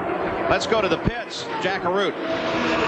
Well, let's update you on what they did to Paul Tracy's car during that last pit stop. It was a very, and I repeat, very minor adjustment. It was like a half a turn on the left front wing. Now, why did they do it? They only wanted to trim things out because Tracy was reporting that the wind was beginning to buffet the car. But now they're trying to search for just that 1/10 of a second advantage. They're very pleased with the run by Tracy in his pits. And they should be. Jack, the interesting thing, you had earlier reported that they had a little understeer in that car, and when they went to full fuel, it obviously made the car tough to handle for the first couple of laps, or at least that's what it looked like. And Sam, remember, what they're trying to do is literally talk Paul Tracy through this race. He's encountering things now. He's run 500-mile tests here at Michigan International Speedway, but never with wind and the draft and all the things that go with a full field of cars. So they're actually doing a little remedial racing right now and describing the adjustments as the car evolves with full fuel loads. They did the same thing for him at Phoenix earlier in the year, and he finished 4th. There is a battle for 8th place as Arie Luyendyk moves around John Andretti, and here comes John Andretti right back. Let's go a little further down the pits, get an update from Gary Gerould. Well, it's really been tough for John Andretti, Paul. He came in the same time that Mario and the other leaders were coming in. He had been running in the top 5, but he came in simply too hot.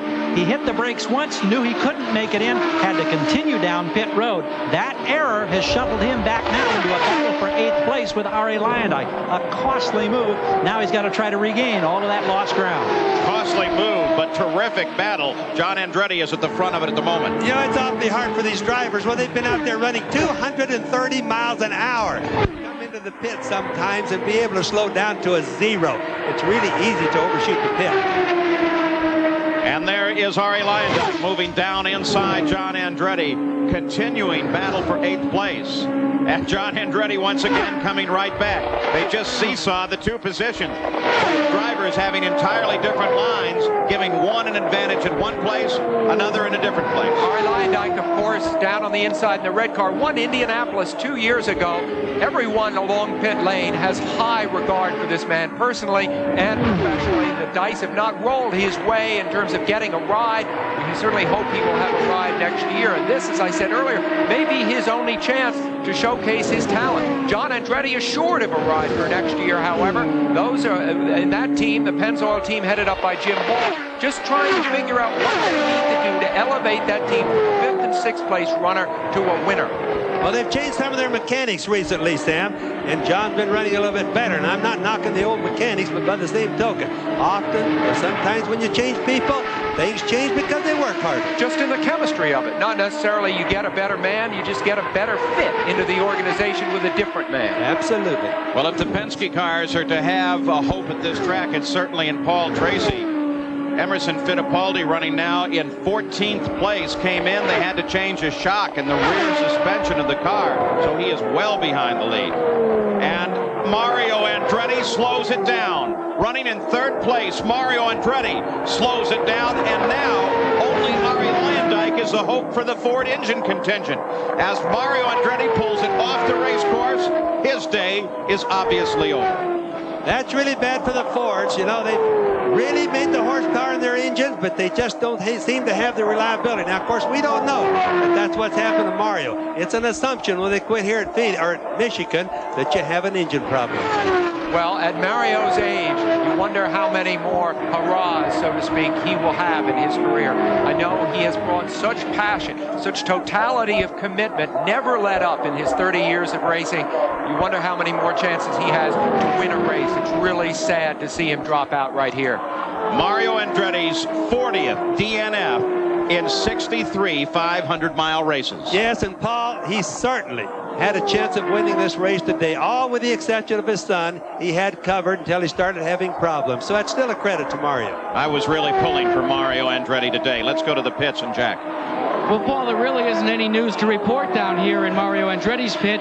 He was very quiet on the radio. He just said it stopped. And basically, they're all just beginning the picking up process now.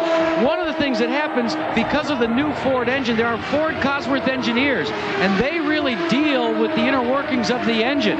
So they will have to download the information from that engine, and that will begin to isolate what the problem might have been. Until they do that and the car gets back here, it's everybody's question mark.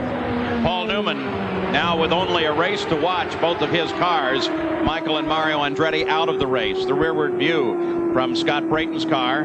Look at that suspension flex and move as he comes around the track, and there's Scott Goodyear, the leader of the race, coming inside him. Paul Tracy sitting back a bit as we reach the halfway point, 125 laps. You can watch Scott Goodyear in that rear camera shot, how he would come up, he felt the air out just for a little bit, and then he zoomed right on by Brayton. That kind of gives you an idea how the air affects things, Paul. The high banks of Michigan International Speedway put nearly twice the stress load on the Indy cars than does the Indianapolis Motor Speedway. Gary Gerould takes a look at the adjustments as the team are forced to make here at Michigan.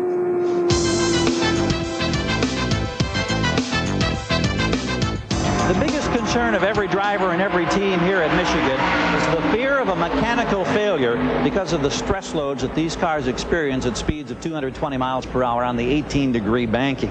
Compounding that fear are the very tough Michigan winters that have left the racing surface very bumpy in several areas. Now, in addressing those concerns, as the crews prepare the car, they concentrate on several critical areas. One of them is the suspension. On every corner of the car, all of the suspension pieces are brand new. Wishbones, upper and lower. The push rods, the toe link pieces. Now at the rear of the car, another critical area would relate to the half shaft and the CV joints. Here's a half shaft. On each end of the shaft is a CV joint. You can see how it flexes and moves as the car goes over the bumps. You find the CV joints in the half shaft located right here. Here's the shaft. Here are the joints. Each rear wheel works independently as it's connected to the actual drivetrain. Another area of concern down inside here, wheel bearings, where temperatures are closely monitored. And there are also fresh pieces that bolt the engine to the actual chassis as they make sure that it's plenty stout in the engine mount department. As the teams make these preparations, they've got to be absolutely certain that the car can absorb 500 miles of punishment. And consequently, they may have to play it a little bit conservative to protect these pieces at the start of the race. If they can do that, they know that they can be in the money or possibly victory lane. One very rough track, one very disappointed Mario Andretti. An opportunity to score his first victory since Cleveland 4 years ago. And suddenly it's gone away. Of course, battling with the two young Canadians, Goodyear and Tracy, certainly had to take its toll on that car. It's a devastating day for the Andretti team because Michael Andretti is now dropping perhaps decisively out of contention for Bobby Rahal for the championship. Rahal running third right now, picking up a lot of points. We're going to see him way ahead of Michael at the end of today. You can feel the disappointment radiate from that great champion as he looks back into his car. And we look at the leader of the race, Scott Goodyear, with Paul Tracy just behind and Rahal now third. Yellow flag has just come out for a report of debris on the course. The leader is in. Jack Arute is there. And it's a very calm pit stop on the part of Derek Walker and his group for Scott Goodyear, and he is off and away very quickly, Paul. So anticipating that yellow, they got out quickly. Paul Tracy came in as well, and in fact had the scored lead for a moment because he was further down the line over the start-finish line. Bobby Rahal, the third-place car, rolls away. Here's the fourth-place car of Rahal Boycel. Currently running in fifth place is Scott Pruett, having a magnificent run. So under a yellow for debris, the front of the field all comes in and makes now their fourth stop of the day. There's Scott Pruett, the fifth place car, as he lines up under the yellow and turns down into the pit. So Scott Pruett will make his stop as well. The True Sports team now waiting for him. That's Unser Jr. that slides by on the outside as he races for his pit as well. Little Al is running in 6th place. And in fact, as he passes Scott Pruett on the pit lane, he moves up to 5th. So there will be a battle for 5th and 6th between these two cars as they roll out, seeing who can get out first. Unser Jr., they're still working on him. Now Little Al pulls away, as does Scott Pruett. And Scott Pruett's got the speed. Can he beat him to the blend line? It's actually a battle for position. And no, Unser Jr. beats Scott Pruett to the line, and in doing so, it's worth 5th position. Yeah, you talk about hard racing. Little Al busted the tires loose just before he got to that blend line, Paul.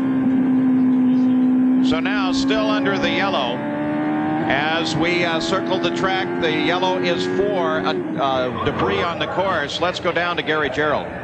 Carl Hogan, of course, the co-owner with Bobby Rahal of this fine car that's running in 3rd place after this series of stops. The question, Carl, with Michael Andretti having dropped out earlier, is that impacting your strategy regarding the season championship points as the points leader?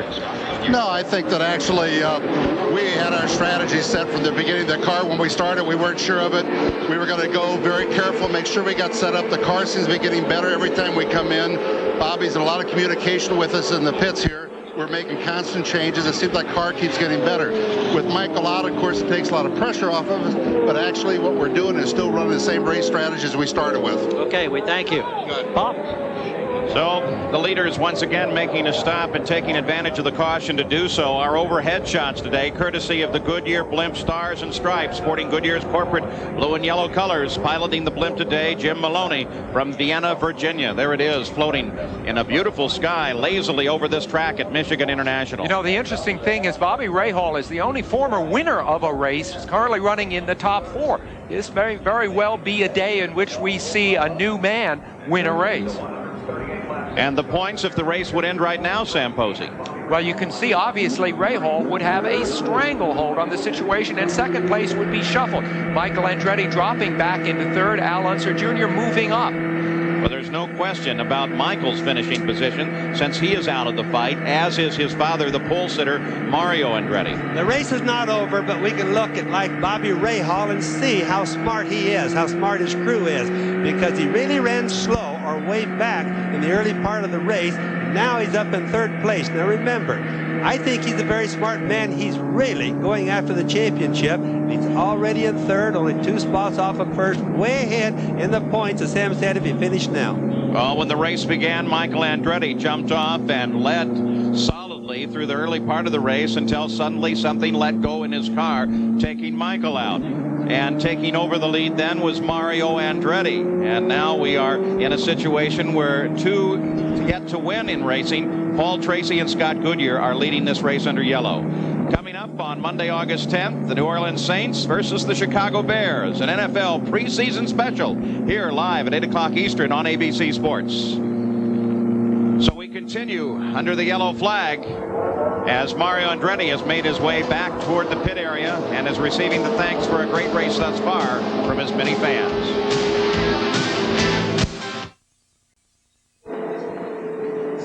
Back at the Michigan 500, live here on ABC Sports, still under yellow. The 3rd event of the 1992 Texaco Haviland Pit Stop Competition in Toronto proved to be a key positioning round before today's conclusion of the competition here during the Michigan 500. John Andretti and his team spent the least amount of total time on the pits lane in Toronto, followed by the Gallus-Craco team of Danny Sullivan and Unser Jr. You just saw Danny.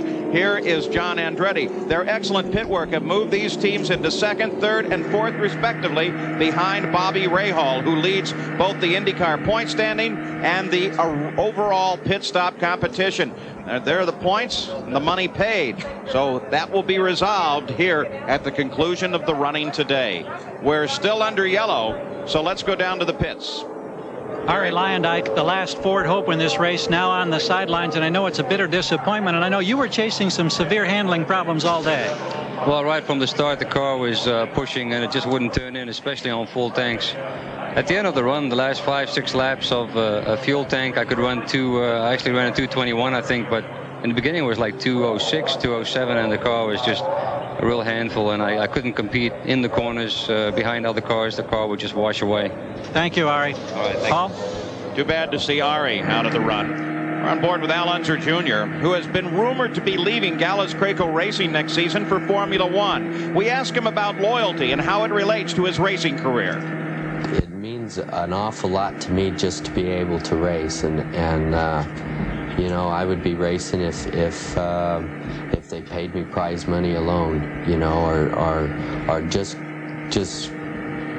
make me able to put my kids through school is all the money I need to go racing, and I don't do it for that. I do it because I love racing, and in order for me to put my heart into it, then I have to ask that back from my guys and from all the people that are involved with me, and if it slips, then my heart kind of goes away a little bit, and then it doesn't work.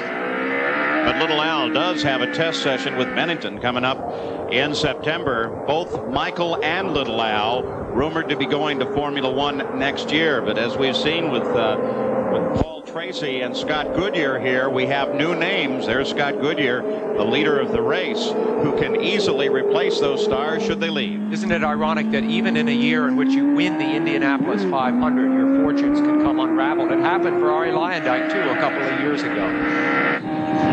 So ready now to come back to green once again as we complete this yellow session. The pace car is off. Scott Goodyear, the leader of the race. Take a look at Rahal, battle for second place. Rahal moves high on the track, and Rahal is on the roll now as he gets alongside Paul Tracy and gets past, and Bobby Rahal moves into second. Tracy got hung up just a little bit at the restart. He was too close to the car in front of him. Couldn't get a run at it. Rahal got a little run at him. Now watch Tracy try to come back on him here, Paul.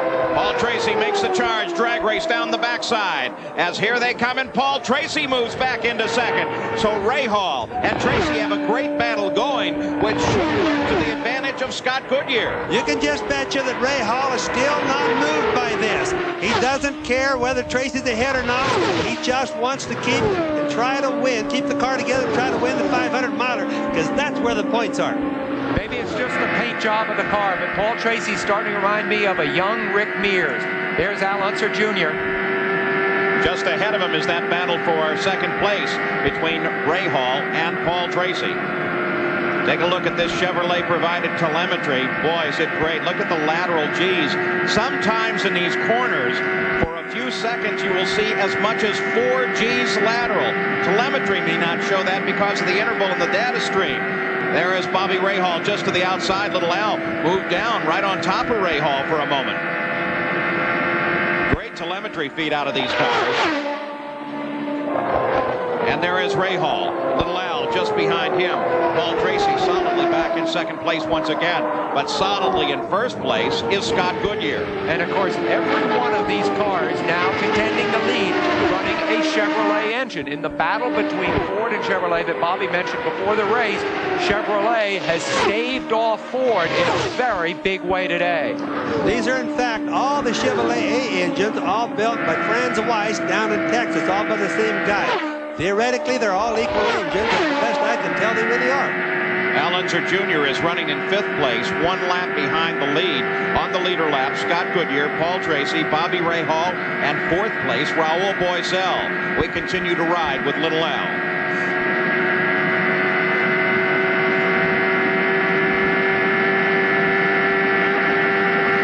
Watch the RPMs climb. Now into the first turn. Bobby, we see 100% throttle, though we're seeing the speed and RPM change. Explain that. Well, I don't think that the telemetry is working exactly right on the throttle, Paul. I think you'll find out, I was going to mention that sometimes it's a little bit wrong. In the turns, he backs off for sure, but in the turn just previous to that, it was off too long. Like the 27% right now is definitely wrong. He runs through that 3 and 4 turn, at least 80% all the time.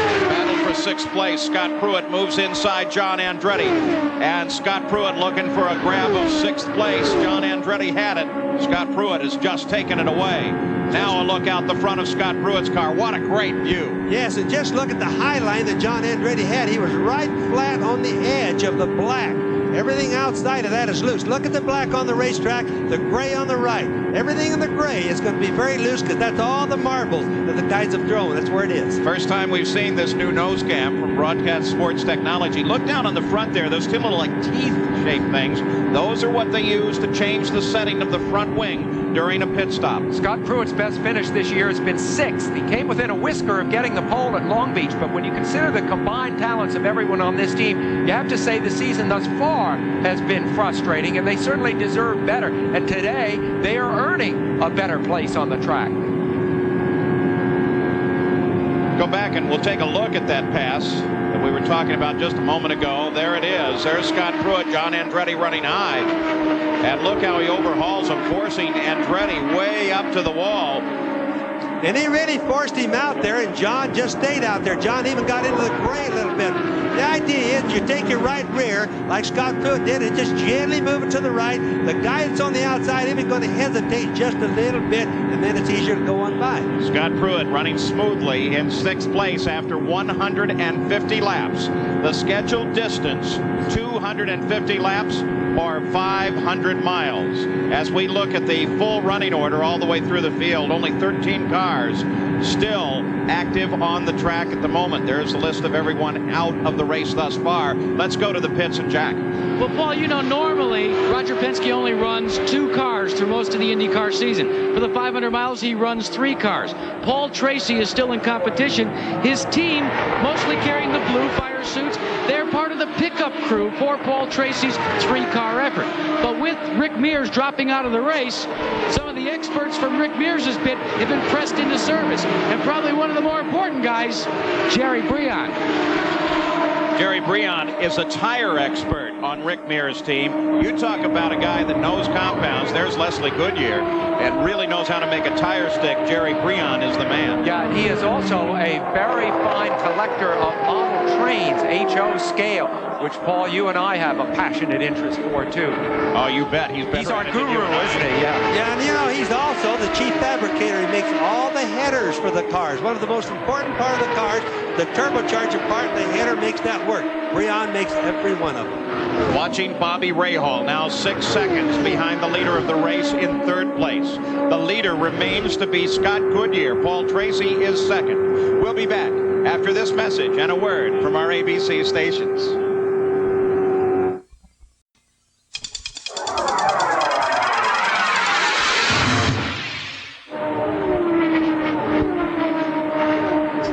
Roger Penske's Michigan International Speedway, watching 4th place, Rahal Boesel in the number 11 car, the car normally assigned to Hiro Matsushita, who had that terrible accident at the Indianapolis Motor Speedway in practice, and Boesel has been driving this car since then. Matsushita gave it a try at Toronto, but his leg's still far too painful with a broken femur to be able to run the car, especially on a rough circuit like here at Michigan. After 153 laps, here's the race summary. Scott Goodyear, the leader of the race, having at that time led 57 of the 153 laps, though the average speed is well below the track record here of 189.7 miles an hour. But let's not forget, 189.7 miles an hour is the fastest 500-mile race run ever. It certainly is, and that was by Little Al, Paul, and that was a race where they didn't have very many yellows, and he baked that thing hard all day long. Fastest race we've ever seen for sure. At the front of the field, it remains Scott Goodyear, Paul Tracy, and then 3rd place is Bobby Rahal. None of those cars in contest. As a matter of fact, at the moment, none of the cars in the field in contest. Boesel was really happy.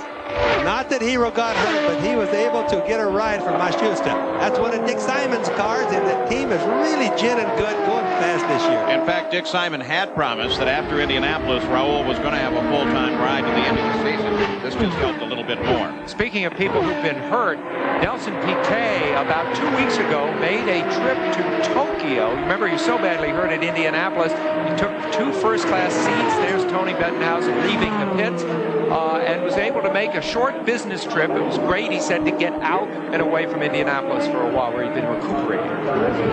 Tony Bettenhausen, who runs in 11th place, has been an off-and-on driver this year. Well, along with Bobby Rahal, he is the only owner driver in racing today, but you sense that unlike Rahal, Tony is shifting to be more an owner than a driver, driving only the ovals and hiring Stefan Johansson for the road courses.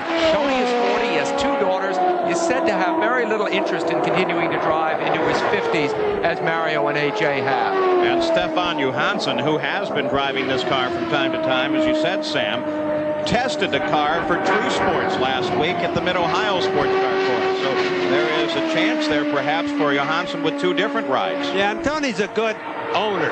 He's a good organizer. He's a good promoter. He's really good at that, and so he could get a lot of good drivers to drive that car. And boy, he's got some of that Bettenhausen blood in him, doesn't he? I mean, a man that truly loves racing in all its facets. It's interesting to watch the different grooves this guy takes. And we watch Tony going around. You watch, he's totally up high. Watch Scott Goodyear, he's down at the bottom. So there's different there. What's Goodyear like right there? Oh. Like you said. I didn't intend for that to happen, but nonetheless, I was pointing out the different grooves.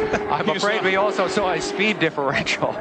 You saw Scott Goodyear, whoa, as he really moved past there. And this is Scott Pruett, a battle for 6th place. And behind him is John Andretti as he closes in, trying to catch Scott Pruett. The only true battle on the course at the moment. Scott Goodyear running solidly in the lead. Emerson Fittipaldi now out of the race, and Gary Gerould is with him. Indeed, Paul, it's been a struggle for Emerson Fittipaldi. It started with a bad CV joint, and it never got any better today, Emerson. Well, the car was running really strong beginning of the race. I was diced with Scott Goodyear, and then when I came in, they found there was a CV joint leaking. And I went out again. I was already 3 laps down. And then I nearly lost into turn 3, and we had a rear damper off. And now the handle is very tricky. We don't know what's wrong in the car. We decide to stop. Emerson, a lot of speculation about your future for next season. Any comment? Will you be racing with Roger Penske in '93? Well, everything looking very good for next season. Thank you, Emo. Paul? Great way to not answer a question.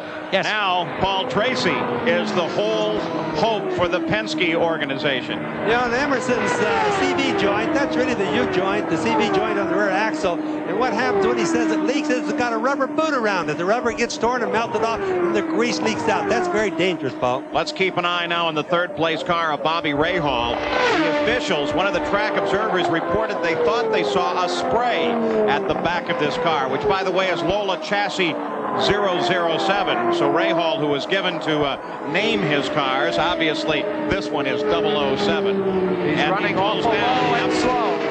Whatever it is, it probably has finally affected the car as Bobby Rahal is on the pit road out of 3rd place. Gary Gerould awaits his arrival. After a quick run from Emerson Fittipaldi, here's Rahal, and we'll wait. They keep the engine running. They look at the back of the car. There's an official there checking to see if there's any kind of spray or not. Crew is cleaning the radiators. Water bottle back out, off the jacks. 12.6 seconds, and he's back on course. So the IndyCar officials would have had a good look at that car while it was in the pits and be able to look at it for any moisture, which might indicate a spray problem. You saw a puff of smoke there as he went up a gear, but that's fairly normal to the cars. Well, what would happen there is then their decision would be to come on in. They're just about ready for pit stop anyway. Come in, let the guys look at it so he doesn't get black flag, and then go back out. Hopefully it didn't have a leak, and that's what they wanted to show the officials. Unfortunately, that's what it did in terms of his scoring position. Dropped him from 3rd down to 4th and put him a lap behind the leaders. Let's go to Gary. Well, here's the culprit from Bobby Rahal. This is what came out of one of the radiators. And when you seal off that important flow of air, temperatures go up. It was an overheating problem that was causing that touch of spray. Now they hope there's been no damage and the temperatures go back down. Right there is why you see at so many racetracks a sign that says control your debris, because it can be about $100,000 problem if that gets into your radiator. Unser Jr. now closing on the back of Bobby Rahal. Little Al runs in 5th place. This is a fight for 4th. Rahal is currently there, but Little Al can smell the possibility of a pass. There it is. Little Al down inside Rahal. Can he hold on to 4th place? He does. Yes, and it's obvious Rahal had problems with his engine. You know, when they get too hot, you figure those things make well over 700 horsepower. They can't stand too hot for very long because the cylinders start detonating, exploding inside, and then the engine will break. So Rahal has definitely lost a little bit of engine right now. And there is Rahal Boisel, who was his nemesis earlier, in third place as he comes around him. Of course, with Bobby Rahal being back a lap, that's not a contest for position. Boisel now runs in third. Again, the top of the order. Scott Goodyear leads it. Paul Tracy is in second. Rahal Boisel sits in third place, and he is 8 seconds behind the leader of the race. So the front of the field still close together, but not in contest. Rahal got a pit stop out of the way right there, so even though he slid back a little bit, Paul, it may not be too bad. The main problem is, again, if he has engine problems. Look at little Al's right hand. You can see how much the steering feedback gets in the turns. Look more importantly at his helmet to see how much bouncing he's doing in the cockpit. That shows you what the drivers have complained about here on how very rough this circuit is. So Al Unser Jr. running in fourth place as we look down on the giant crowd here at Michigan International. We'll be back.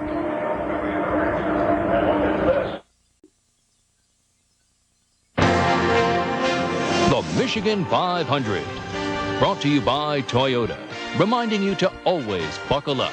Do it for those who love you. By AC Delco Automotive Parts. AC Delco, it's like buying time. By Pringles, so fresh, once you pop, you can't stop. And by new STP engine treatment, help stop engine wear before you start.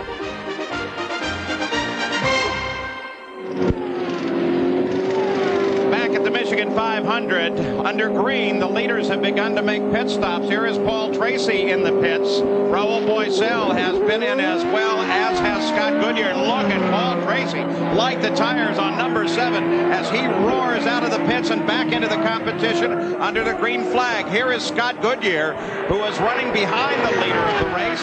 Can he beat Tracy to the end of the pits and pick up the top position? Scott Goodyear moves into second place, but Paul Tracy is already rolling back at speed, and Paul Tracy should assume the lead of this race.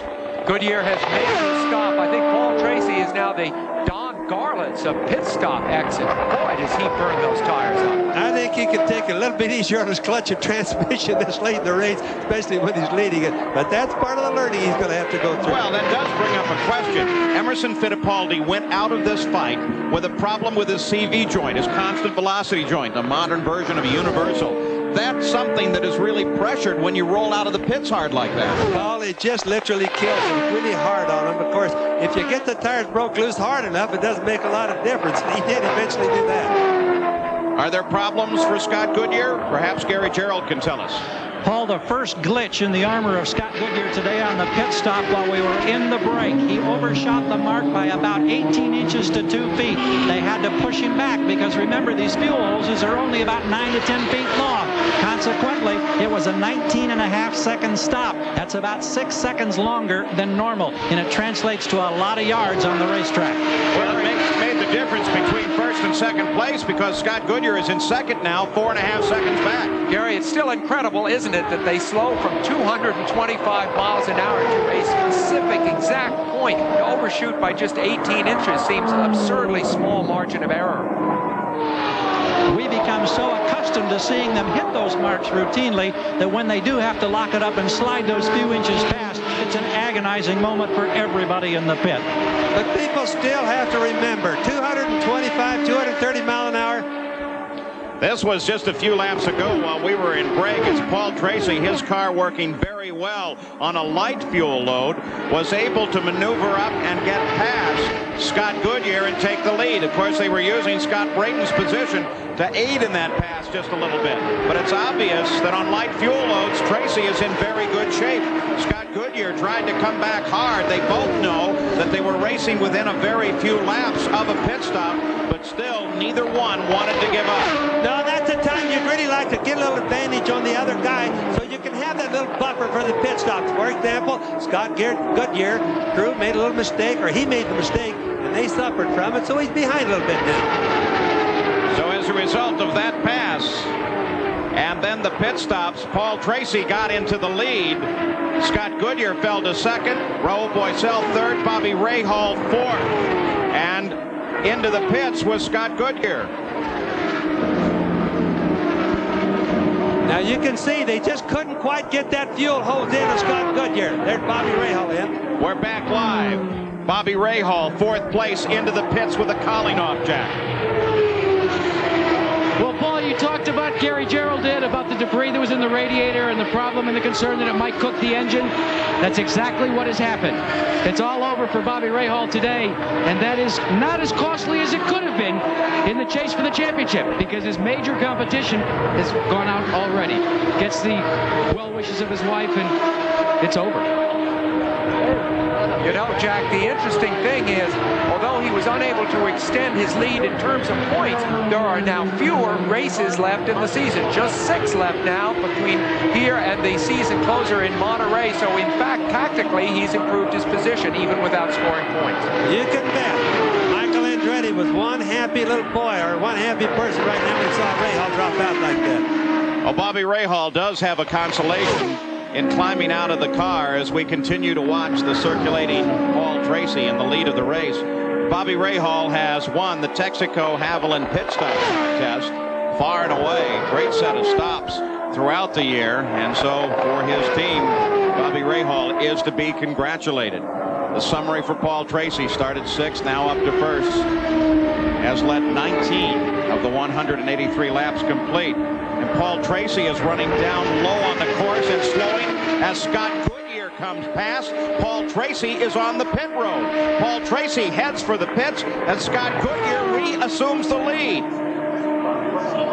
You know, that Danny Sullivan, Paul, what happens is both cars are blue and white. All of us thought it was Paul Tracy, but it's really Danny Sullivan coming in for a normal pit stop. Well, could have fooled me. Scared the daylights out of me. Danny Sullivan in the pits. Paul Tracy still out in front. But Danny Sullivan, well off the pace of the race, running in 10th place, makes a routine stop. You know, the interesting thing about Sullivan is he has won 4 of the 24 500-mile races that he has entered. He has the best batting average in all of racing for 500-mile races. He's not going to add one today, I don't think. You know, Sam, it's interesting how those 2 blue and white cars on the racetrack look identically the same. You can't see the difference until we see the onboard cameras to see them up close. There's Paul Tracy, still on the track and going fast. Now consider this possibility with 186 of the 250 laps now complete. Paul Tracy leads it. Scott Goodyear is 2nd. Rahal Boissel is 3rd. None of those names have ever appeared in the top position at the conclusion of an IndyCar race, let alone a 500-miler. And look at those 2 Canadians and 1 guy from Brazil. You figure what is on Paul Tracy's 23-year-old shoulders right this minute. He is running at the Boss's racetrack. He is running exactly a year after his first race for Roger Penske, which he crashed last year here. And suddenly he is leading the race. Neither of his teammates, Mears or Fittipaldi, is in contention. They're both out. It's all resting on him, and he may very well get the job done. You know, and Sam, above that, he's really looked like a pro all day. He's looked like he's done a lot of 500 milers, because we've been watching how he works the traffic, how he works the crew, how he's just generally been thinking on the track. He looks like a veteran. You see the interval 1st to 2nd place, about 4.5 seconds, but a tremendous distance here. Now, Sam, if you want to prophesize a little, Rick Mears scored his first 500-mile race win driving for Roger Penske in his 3rd 500-mile run. That was the 79 Indy 500. I see where you're going. Paul Tracy is driving for Roger Penske in his 3rd 500-mile run. I got no problem thinking that Paul Tracy right here is not only a driver of the future, he's a driver of the here and now. I think we're looking at one of the best drivers in IndyCar racing. Bobby Rahal out now is with Jack Arute. Well, Paul, he's walking away from us here. We'll try giving the congratulations to his crew, because they really did do a fine job, Bobby. What put you out? Well, there's so much garbage flying around the racetrack, and I guess we sucked a bag into the radiator, and it just blew out all the water, and it's really a damn shame. It's because the car was running very, very well, and you know, we had guessed a little bit on the setup, and the car really started to respond as the day went on, and you know, it's just ridiculous the amount of paper and garbage on the track. Well, one of the things you might want to share with your crew is they have just determined that your team has won the season-long Haviland Pit Crew Championship. Congratulations. They've done a super job, and this is our first DNF, and you can't even call this their fault or anybody's fault. It's just there's so much paper, but I'm real proud of them. They've done a super job all year. Paul? So in the points fight, Rahal out of the race, Michael Andretti out of the race. Unser Jr., who was second in the points, currently is running in 4th place. But Paul Tracy is leading. We'll be back. Two of the NFL's toughest teams collide. The New Orleans Saints battle the Chicago Bears in a preseason special. Monday night, August 10th on ABC Sports. Back at the Michigan 500 before a giant crowd. 196 laps now complete. Consider these names: Rick Mears, Emerson Fittipaldi, Mario and Michael Andretti, Bobby Rahal, all out of the run. And so there you see who we have left. Names like Paul Tracy, Scott Goodyear, Rahal Boisel, 3 names who have never won an IndyCar race, running in the top 3 positions, followed by Unser Jr. and Scott Pruett. In 6th place is John Andretti. Scott Brayton is 7th. In 8th place is Buddy Lazier. As we take a look from the nose of 5th place Scott Pruett's car as he moves inside of Tony Bettenhausen. You know, you mentioned Buddy Lazier, Paul. There's a Buick engine, one of the Indianapolis Buicks that normally don't run the kart circuit, running with 5 less inches of manifold pressure. There's his car there. Going good today. Buddy Lazier, new team arrangement now that Leader Card Racing is out. Here is Hammonds Racing, new sponsor, Viper Security Systems, and they expect to put a lot of money into this racing effort. So here may be a growing team of the future with Buddy Lazier and Ron Hammonds. Let's go to the pits and Jack. Well, another budding team that we may see some major changes is right here in the Penske team. You can see Rick Mears right behind me already told us that he got out of the ride today because his wrist hurt. Now he is going to meet with Dr. Terry Trammell on Tuesday. And listen to this. A decision will be made Tuesday as to whether or not Rick Mears will continue to drive for the rest of the year. There is a strong possibility that if Rick has to put his hand in a cast, Roger Penske may, and I repeat may, elect on Tuesday to name Paul Tracy as the regular driver for Rick Mears' car for the rest of the year. Well, I certainly speculated earlier that a cast would go on this week and keep Rick out until the race on the oval at Nazareth, but I certainly didn't expect to the end of the year. It sure makes you wonder what the composition of the Penske team might be next year, because with only 2 seats available throughout the season, you kind of think you want Paul Tracy in one of them. Well, you know, another thing about Rick Mears, he's way too good a driver, especially on the ovals, for Penske not to take care of him. And Rogers don't take care of Rick. He has to do it. Rick Mears, his hopes for multiple 500 wins with now 100 miles. 50 laps to go for Paul Tracy. And not just for Paul, for the top 3, none of whom have won an IndyCar race yet. Paul Tracy, Scott Goodyear, Rahal Boisel, certainly in hopes of staying at the front to the end of this run. Racing has been Paul Tracy's entire life. He began when he was 8 years old. He's been helped along through the years by his father, of course, more recently by Roger Penske. But this is this man's life, and right now we're looking at the high point of that life. Paul Tracy, a former Indy Lights champion, looking so solid in this Penske car. Took the job, took a chance as a test driver with Roger Penske. Not a whole lot of hope that he would be driving a lot of races, but now it's certainly paying off.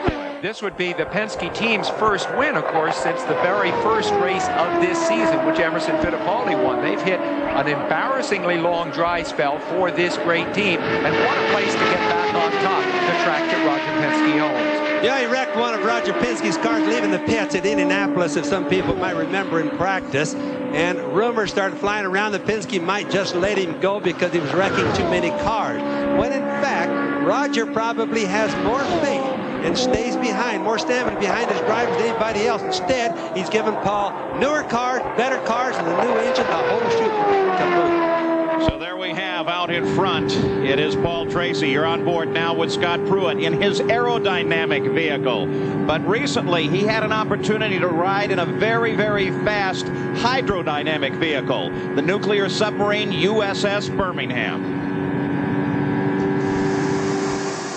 Open the outboard induction valve, place a low pressure blow on all main ballast tanks. Go fast to 25. Bad battle station.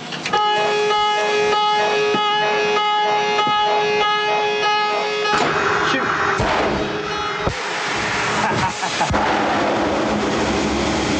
That's pretty impressive.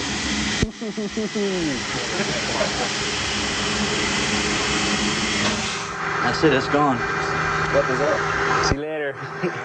Scott is comfortable in the Navy's high-tech environment. Running 400 feet beneath the Pacific Ocean, Scott took the wheel. I find out 400 feet. I full dive, barrel waters, 20-degree down bubble. Well, this baby gets going down, doesn't it? I'll go past the 25. Right. 15. Just keep pushing down. Full dive. It's full dive. Okay. Ease them back off. So this here is measuring the exact angle that. There was no cubicle he didn't probe, no crewman he didn't meet, and no sight he didn't see. A busman's holiday for the likable veteran of the IndyCar wars. Pruett has a strong feeling for the Navy. He visited a Navy base in Sicily and an aircraft carrier in action during the Gulf War. If I could have everybody's attention, please. Having completed the arduous evolutions that we scheduled today, launching torpedoes, doing steep angles, and steering the ship, and culminating with the successful emergency blow, I'd like to present Scott Pruett with his USS Birmingham honorary nuclear submariner card. Congratulations, sir. You're now a submariner. Scott's day at Pearl Harbor is one he'll not soon forget. But then again, neither will the crew of the USS Birmingham. Thanks. Scott Pruett still runs in 5th place behind the lead of the race, but he is closing on Unser Jr. just ahead. So a battle very shortly developing for 4th place as Scott Pruett in that True Sports car looking very solid here today, pursuing the Galmer of Unser Jr. There is Rahal Boycell sitting just ahead of him. So Scott Pruett is on a charge now. Boycell is a lap ahead. And when he gets around him, even though Boycell is in 3rd, it is not a battle for position. He must first get around Unser Jr. and then come the full 2 miles and catch up. The idea, Paul, would be to get ahead and then have a yellow. Nobody wants a yellow, we don't, but if you get a yellow, then he comes back around on the same lap, then he really becomes competitive. So many people thought that if Scott Pruett had a success this year, it would come on a road course. It's kind of surprising to see it come here on the oval, and very encouraging because this team has battled with problems on high-speed tracks. Today, they're doing very well. In 6th place behind Scott Pruett is John Andretti, then Scott Brayton, then Buddy Lazier, then Danny Sullivan, then Tony Bentonhausen. We take a look at Unser Jr. and the race summary after 203 laps as we move to the closing laps of this race. Paul Tracy looking so very strong. Average speed coming up. Look at the strap on the right, our right-hand side, the left side of Little Al's helmet. You can see how the drivers keep their heads up by pulling 2.5 G's in the corners. Without that strap, there isn't a driver here that can hold his head up. 189.7 miles an hour, the race record. And of course, they're now just about 2 miles an hour in average speed, a race from that. Look at him reach up and just readjust his visor. No, he's not adjusting the visor, Paul. He's pulling the helmet back down on his head. What happened is the wind that's going over there, it isn't all the rough track making it shake, it's the wind making his helmet shake, and it lifts it up. Just imagine an airplane wing. That's what the helmet is. It's trying to go in the air. Or great Chevrolet telemetry, which gives us a great reference for how much over the 500 miles on this very long afternoon, Unser Jr. and the rest of the drivers have been bounced around. Boy, look at him go up and down in that seat. It is a violent ride out there. There's no question about it. As you see Scott Pruett sweep by. To finish this race is kind of something, mixed emotion, because you get beaten up so bad. 211 laps complete. We move to the closing laps of this race. But Gary Gerould, I would suspect we're going to see some additional pit stops by everybody. Paul, that's what's interesting right now. They're doing the math in the Derek Walker Scott Goodyear pit. There are now 39 laps to go.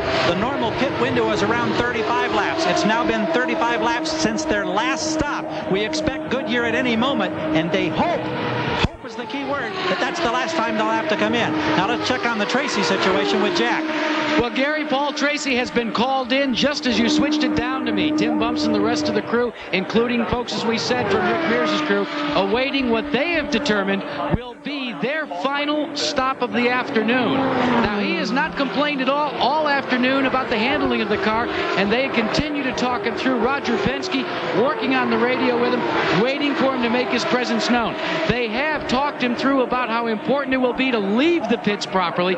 He's been lighting the tires up, and they are going to try and get it as he brings his presence down here to the pit board.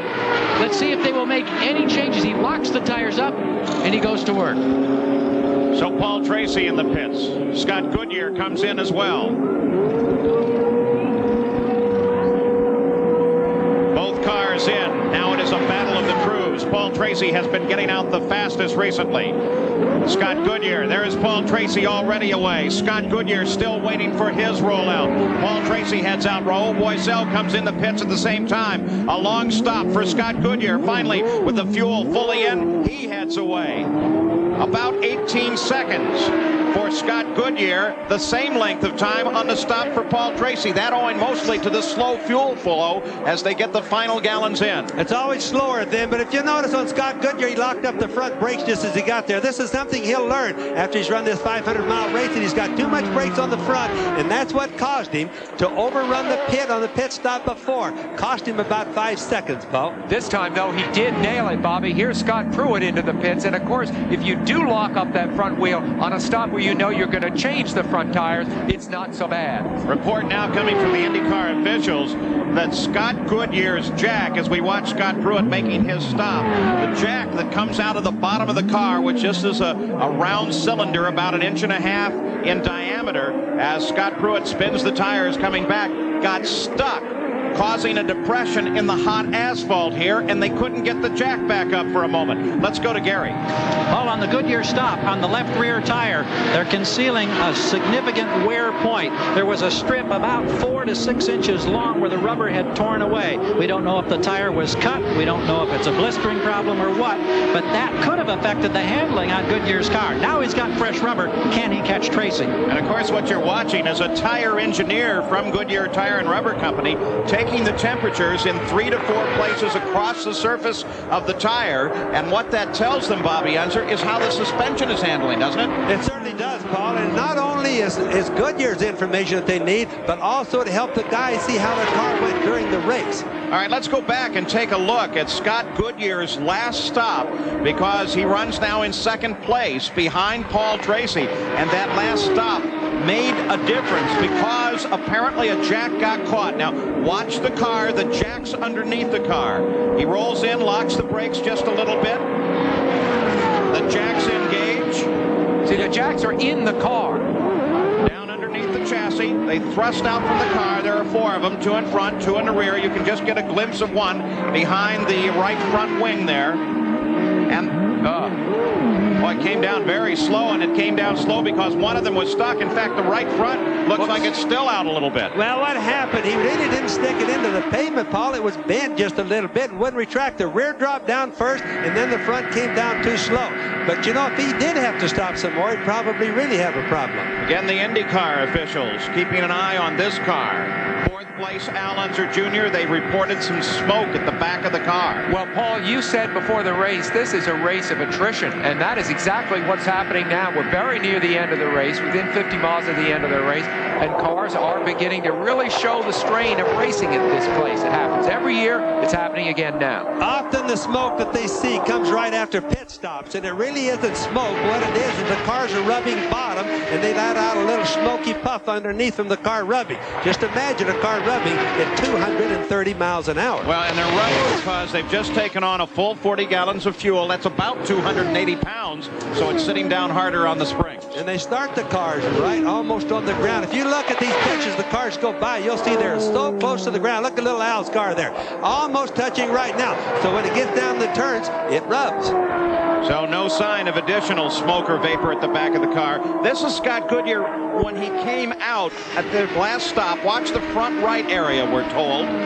Front right wheel of this car as he's rolling back to speed. You see that coming out from underneath, Bobby? It just kind of poked out a second and went back. Yes, and probably what that really looks like, it looks like the jack. You see what happens when the car went down from the pit stop, Paul? The rear end went down first. He put it... retracted itself, so it vented, and I'm sure that is the tube from the jack that raises the car in the air. So as I told you, he probably couldn't have made the next pit stop if there were to be one. Well, let's hope that didn't have any sharp edges. As Scott Brayton gets into the wall, Scott Brayton grabs the wall. Up off of turn 3, rolls to a stop. The yellow flag is out at 220 of the 250 laps. He was running 7th. He's done some serious damage to that car, and I think it's the first crash he has had this year and in a long time. Brayton may not have been the fastest driver on the track the last few years, but he's been very reliable. He's okay. We constantly refer to Dr. Terry Trammell, that orthopedic surgeon out of Indianapolis, is so good with these guys.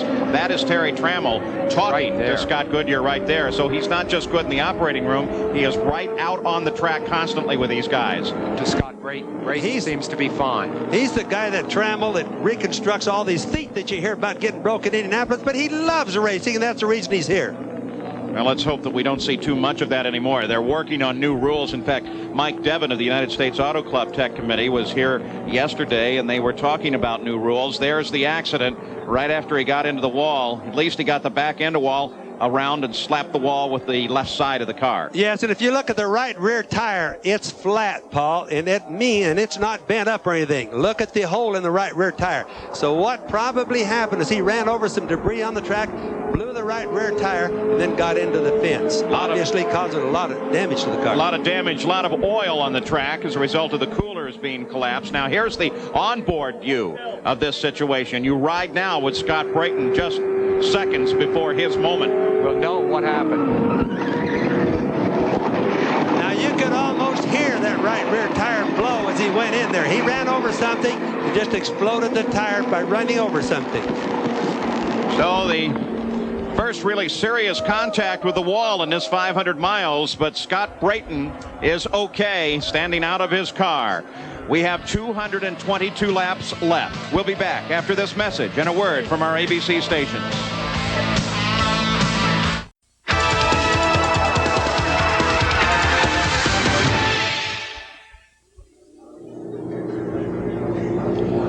Back at the Michigan 500, the 5th caution period of the day. This time, perhaps the most serious, as Scott Brayton catches the wall coming off of turn 3 after he has a problem with the tires. Looks like he hit some debris on the track. They're now trying to get the car on the hook. Scott Brayton from nearby Coldwater, Michigan is okay.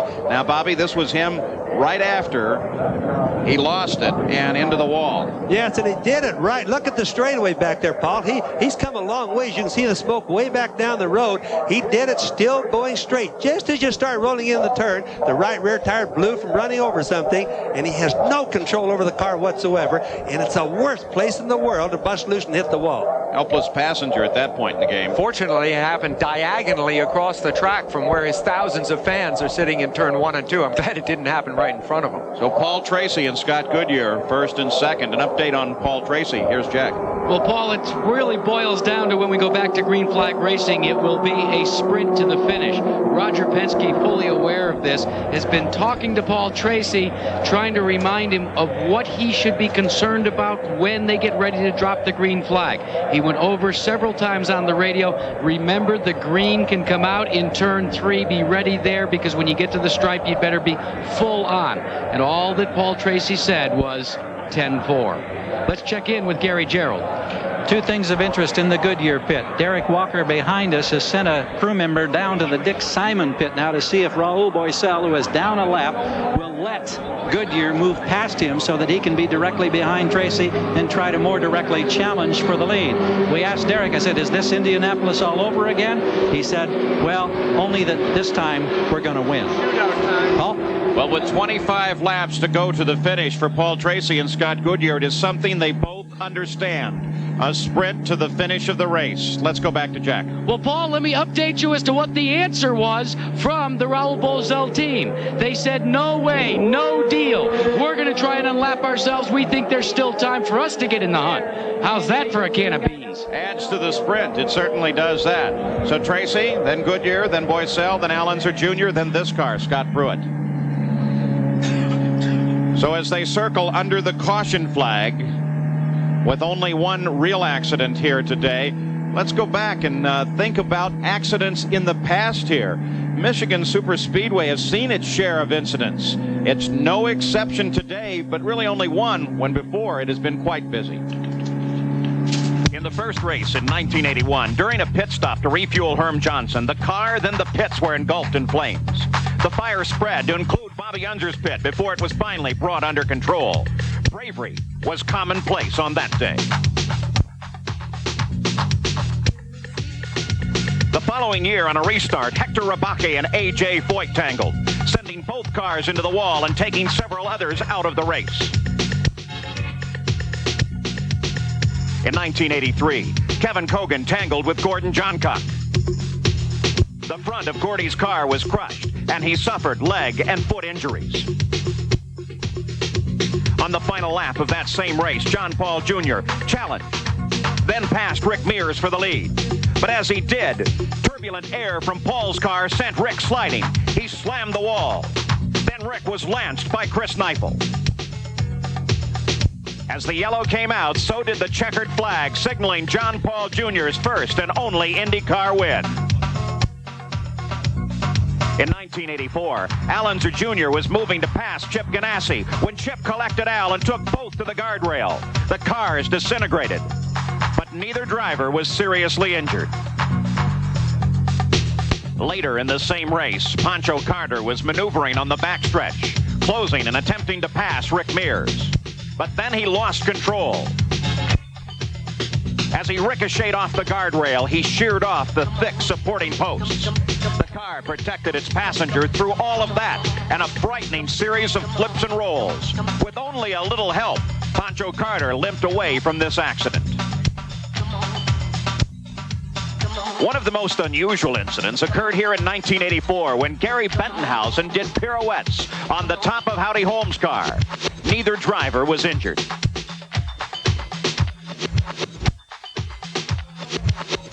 It was this accident that caused Mario Andretti to miss a race for the very first time in his career, as he suffered broken ribs and a shoulder blade. Danny Angayas barrel rolled down the backstretch, destroying his car, but Angayas walked away. Some of what we have seen in the past here, a much safer day. Look at the hole there in the right rear of Scott Brayton's car. He's okay. He's been checked over at the hospital, and they report he's in good shape. So now what we have is a sprint to the finish between Tracy and Goodyear. Still cleaning the track up after Scott Brayton's accident gives us a chance to look at something they're experimenting with. You might not think that auto racing and basketball have anything in common. Our Jack Arute shows us they do now, thanks to a recent development.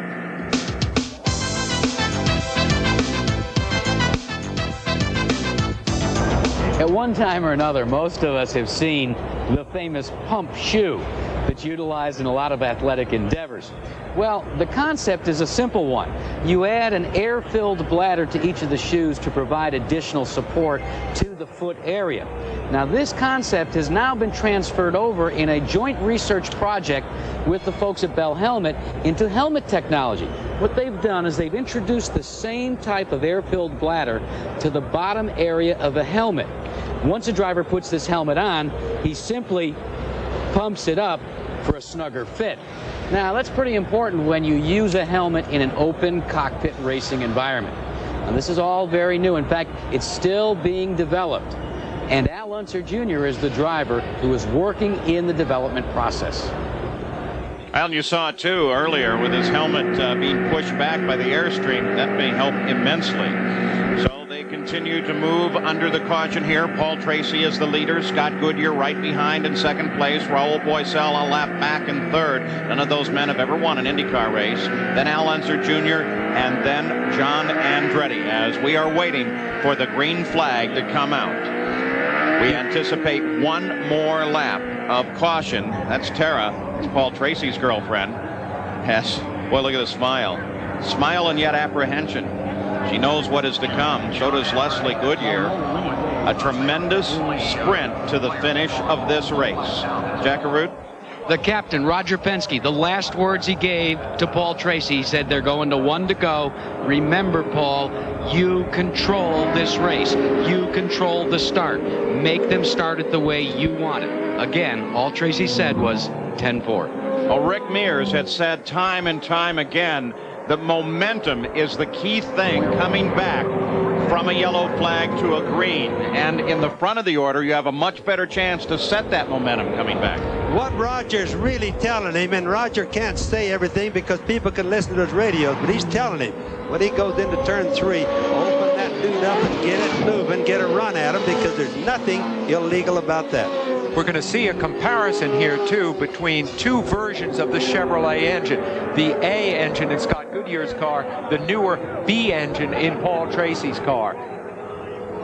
A tiny field still circulating. Johnny Rutherford in the PPG pace car. Roger Penske wondering if his newest driver can earn a 500-mile victory, which would be Penske's 20th. You see there, that's Rahal Boisel. They could not strike a deal. He is going to start right behind Paul Tracy, even though he is a lap down. And Scott Goodyear will be back behind Boisel. Yes, and keep in mind, little Al is back there, and he would like to get to Boisel also. So that's the reason Boisel's team is not trying to make a deal there. So now a key moment as the pace begins to pick up as they head into 3. Johnny Rutherford already has the pace car well ahead. Paul Tracy picks up the pace, looking for a green flag. He is going through turn 4 now. 230 laps are complete. 20 laps to go as we come back to the green flag from Nick Finaro. And Boisel closes up on Paul Tracy. Scott Goodyear still has to make his move. He got caught on slower momentum. Unser Jr. moves to the outside, trying to get around Scott Goodyear. There's a deal where experience really counts. Look how much Goodyear lost on that. Now, he should have known what Tracy was going to do. Stand on in turn 3 and take off. But he lost on that deal. It was a demonstration that Emerson Fittipaldi taught everyone when he won his first IndyCar race here. Everyone thought, well, Formula One experience, he's not going to know how to come back from a yellow flag. But at the end of the race, he really knew how. Came back, took the lead, took the win. Goodyear is now closing on Rahal Boisel. Goodyear tries to find a position high. Boisel is also closing on Paul Tracy. Now, Paul Tracy has a challenge from Scott Goodyear. Tracy down low. Scott Goodyear runs high. Boisel no longer a factor, runs alone in third place, and Scott Goodyear takes the lead. And he did it on the outside. He did it the hard way. And now it's Paul Tracy coming back again. He moves to the inside. Goodyear maintains that high groove. It works for Goodyear. Boy, you can tell how important it is for these two Canadians to go against each other. 232 laps are now complete. Scott Goodyear is out in front and beginning to pull away. And remember, we saw how full load of fuel works for Scott Goodyear. He's demonstrating that right now. Tracy doesn't work as well on the full load of fuel. The lead changed hands 4 times in a single lap and put Scott Goodyear in front. Now Paul Tracy in the 7 Mobile car is trying to catch up as best he can. But Scott Goodyear drove around Paul Tracy despite the fact that Tracy got the best restart. You just don't see guys that are just so new, that have never won a 500-miler, pass each other on the outside like Goodyear did to Paul Tracy. But when you say new, we're talking new to IndyCar racing, which means that you have been several times a champion in another form of the sport before you come to IndyCars. And now Scott Goodyear, number 15, runs in front, possibly looking at a win. Here is the pass once again. Boisel down low. Goodyear up on the high side. And Scott Goodyear just working that high groove, and it worked to perfection. 2 cars in 1 turn, Paul. Both of them on the outside. It just isn't done very often. A magnificently prepared machine, prepared by Walker Motorsports, and it's looking solid now. I would have thought at this point that Paul Tracy would be tighter in contention, but he's 2 seconds back from Scott Goodyear. Well, I really believe if they had low fuel, if their fuel was almost out, Tracy would have been a heck of a lot more competitive. Looking back now to the fight between Little Al and Rahal Boisel. Boisel in 3rd place, Little Al in 4th. It is a battle for position as well. And Boisel, you can see moving in the high groove, is around Paul Tracy, and it looks like Unser Jr. is going to get around him as well. I wonder if there's something wrong on Tracy's car. There's obviously something wrong. Paul Tracy hasn't run this slow all day, and I'm saying that Little Al is running slow because he's running fast now, but he's always been faster. What could it be coming back from a yellow that might slow Paul Tracy down? Well, it could be that he's just maybe hurt the engine a little bit on the shifting, Paul. Who knows on that? Paul Tracy continues his battle with fourth place Al Unser Jr. Even though Paul currently runs in second place, Jr. a lap behind. Scott Goodyear has now pulled out nearly 3 seconds ahead of Paul Tracy. 237 laps are complete. During the yellow flags, they sometimes adjust the engines to a leaner setting to save fuel. If you don't turn it back up in time for the restart, you can have problems. I doubt that's it, but it is perplexing because he seems to be down on power rather than handling. When he was in the lead, he was running laps at a terrific rate. Now Paul Tracy appears to have slowed just a bit, and Scott Goodyear is looking strong. What about Paul Tracy, Jackaroo? Well, Paul, they're all mum in Roger Penske's pick, but he has radioed to Paul Tracy, drop it into 6th gear. That, to me, would be an indication that their telemetry is telling them some problems with the engine. Yes, that's their cruise gear. Obviously, he was going for the racing gear, Jack, and he's dropped it in the cruise gear now because they saw that it's a lost cause at the moment, at least. Talk about a changing of the guard. New faces coming to the front in IndyCar racing. Paul Tracy, Scott Goodyear giving us a terrific race. The interval from the Stars and Stripes overhead, the Goodyear blimp, as we look down on the track, and you see the interval. First to second with Scott Goodyear out in front of this run and pulling away now 4.2 seconds ahead of second place Paul Tracy. Will he get a payback now for the Indy 500? You know, I think it's just fabulous for Scott Goodyear to have done what he did in Indianapolis, a second place, so close to winning it, next to Little Al, and then to come back at the Michigan 500 and show that it wasn't a fluke. Stars and Stripes floating overhead as we go to the final 10 laps of the run. And for the moment, it looks like Scott Goodyear has been able to resolve any differences that he may have had with Paul Tracy and continues to pull away at what for Tracy must be an alarming rate. Now, I'm sure that he would be running his cruise gear right now, or at least Derek Walker would be telling him to do that because he's got a fairly good lead right now, Paul. So what about Derek Walker? Gary Gerould? Well, we're about to find out. Unlike Indianapolis, when you chase, now they're chasing you. What's the feeling, Derek? Well, it's a good feeling. Hopefully in the next 10 laps we can hang on to that and pull it home. What are the anxieties? What are the concerns in these final 10 laps? Well, this is a tough track and it's, reliability. So we're just hoping everything stays together. So far, Mackenzie car's running fine, but, we've got 9 laps yet. All right, we'll watch with you. Thank you. Paul. Derek Walker, Walker Motorsports. This would also be the first victory for that relatively new team as well, Bobby. Well, remember now, imagine the feeling. He used to run for many years Penske Racing in its entirety.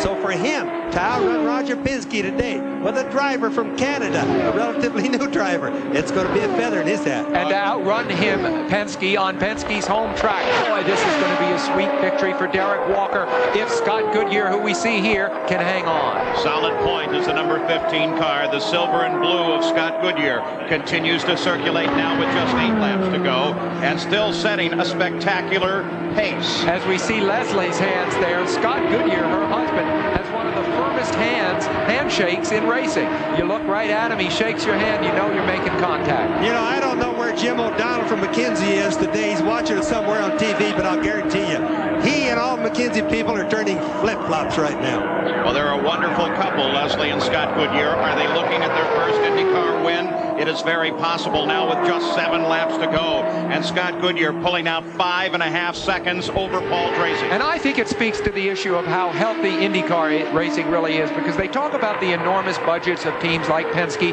but here is a team that has not one of those huge budgets. They focus all their money on one car. They had 2 here, but that's unusual for them. And yet they can still come to the front. They were second at Indy, of course. They may win this one. I think that's good.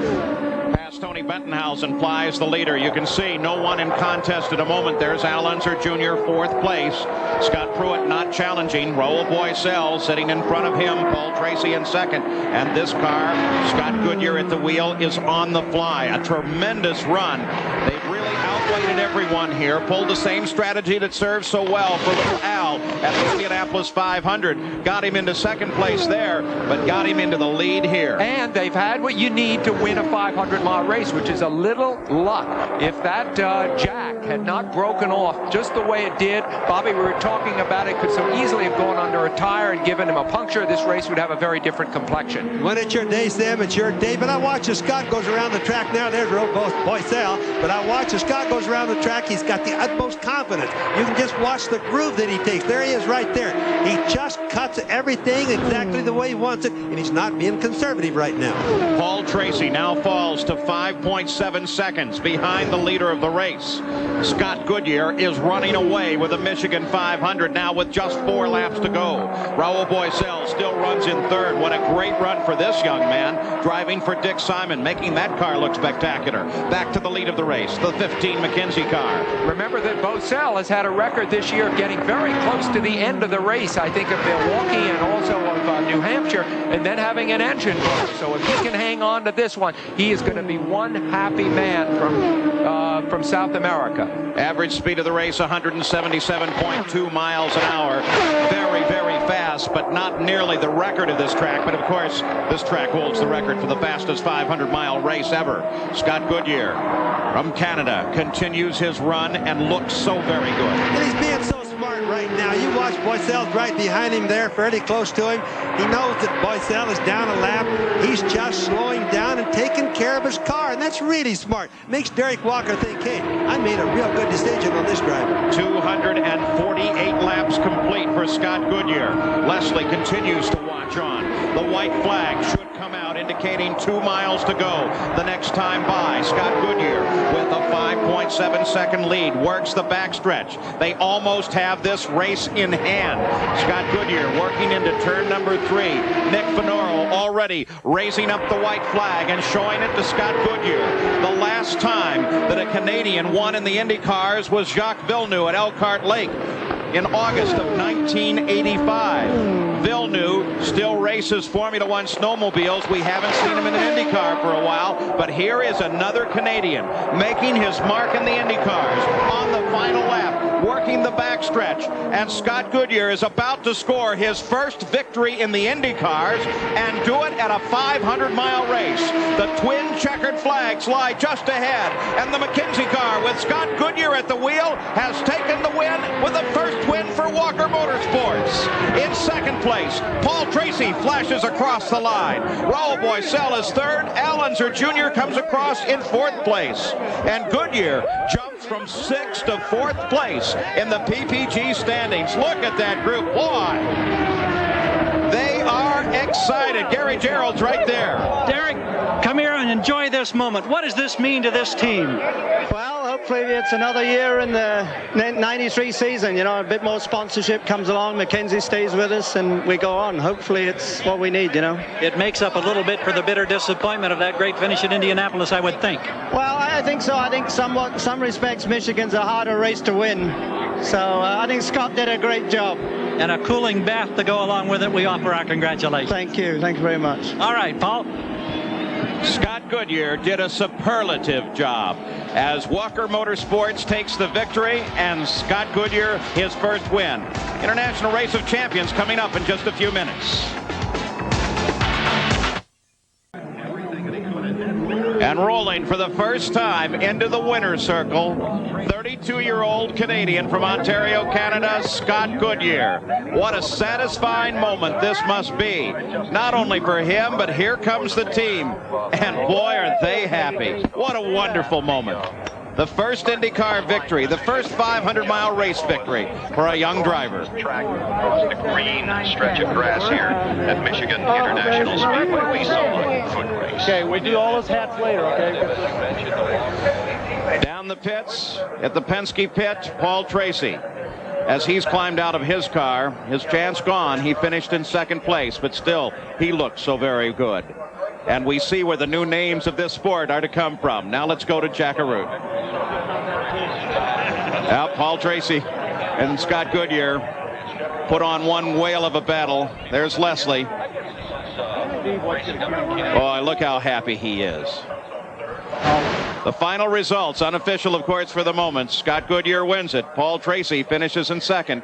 Rahal Boiselle third. Unser Jr. fourth. And Scott Pruett with a nice finish in fifth place. There's the rest of the results. And let's go down to Gary Gerould. Well, Paul Tracy is signing a cap as we await that victor's interview. Paul, what is the feeling like, because you're so close to winning for the first time in this 500-mile race, but then there's a satisfaction that goes with a second-place finish? Yeah, you know, I think I'm really happy to get the Mobil 1 Maxwell House Marlboro car just to the finish, just to get through my first 500 mile. And, you know, I kind of played the hare for a while, which I shouldn't have. We could have cooled down and saved the car for the end, but you know, all in all, I'm happy with the way the car ran and the way the crew performed in the pits. Well, we congratulate you. I know there's disappointment because you're not over there in victory lane, but a fine job. Yeah, you know, the crew gave me a great car, and I just want to thank Roger Penske for giving me the opportunity to come back here.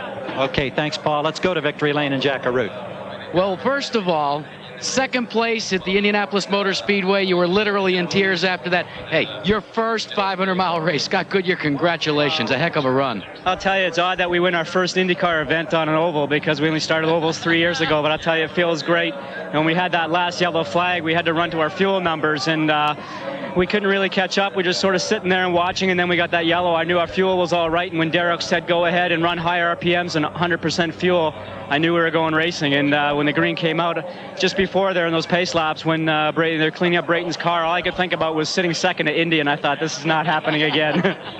How about when you made the pass? I mean, take us through what that was. Well, the only thing is I knew the car could really go up in the top or down below, and tires were probably a little bit cold because we came off the yellow, but thought I'm going to go around the outside and stick it there. And I think we didn't, you know, I think the other style of Chevrolet motors have a little bit more down the straight, which they showed, because Paul was able to come up underneath me and get going down into 3, and thought there's no way. It's just the last few laps, or last 8 laps, wherever it was flat out, and that's the way we ran at Indy, and that's the way we were going to run here. Big change from Indianapolis, though, Paul. This time he's in victory lane. And Scott Goodyear's first IndyCar win comes in his 52nd start. The points battle, well, it tightens a little bit with Bobby Rahal falling out early. We'll be back with more from Michigan. The race is on. The world's best drivers test their skill in auto racing's ultimate challenge. The International Race of Champions continues next on ABC Sports. More celebration here and more racing on ABC Sports. Next, the International Race of Champions, round number 3 at a racetrack where all 12 have competed. Don't go away. If we take a look at the final results, Chevy engines ran 1st through 6th in this field. 7th place, Buddy Lazier, that's a Buick engine. We look down through the rest of the field now. Of all 24, Bobby Rahal with an 11th place finish. Rick Mears, a disappointing 16th. Eddie Cheever, so many hopes today, finishes in 20th. There's the rest of the field. Let's go to Gary Gerould, who is now with Al Unser Jr. Al sits here on the wall. Al, I know that when you got out of the car, you went directly to Paul Tracy and had some pointed words. Why were you unhappy?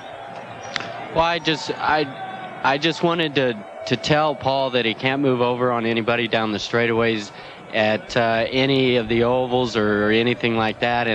And he moved over on Scott, tried to block him, and then tried to block Boiselle, and then tried to block me. And I just wanted to tell him that just try to teach him and make him learn that you can't do that running 200 on these ovals, because you'll end up hurting somebody very badly. So. Is it a closed issue now? It is a closed issue, yeah. I talked with Roger, and you know, I think Paul understands now. Okay. So. Thank you, Junior. On a 4th place finish, we congratulate you, the Indy champion. Let's get back to Jack. Well, Gary, I'm with the 3rd place finisher, Rahal Boiselle. You can continue to get better and better, but a little bit of a disappointment this time because you had to make an extra pit stop. Yeah, we did an extra pit stop with, I think, which really didn't need. I think it was a misunderstanding between our dashboard and the computer on the pits, and so probably that cost a better place for us. It's probably why he didn't want to get out of the way either, because he felt he could get back in the hunt. Paul? Rahal Boiselle finishes in 3rd, 7 pit stops when everyone else took 6. So the race has been run, and a great race it was, with a new champion and a new 500 champion, Scott Goodyear. Don't forget, IROC is coming up.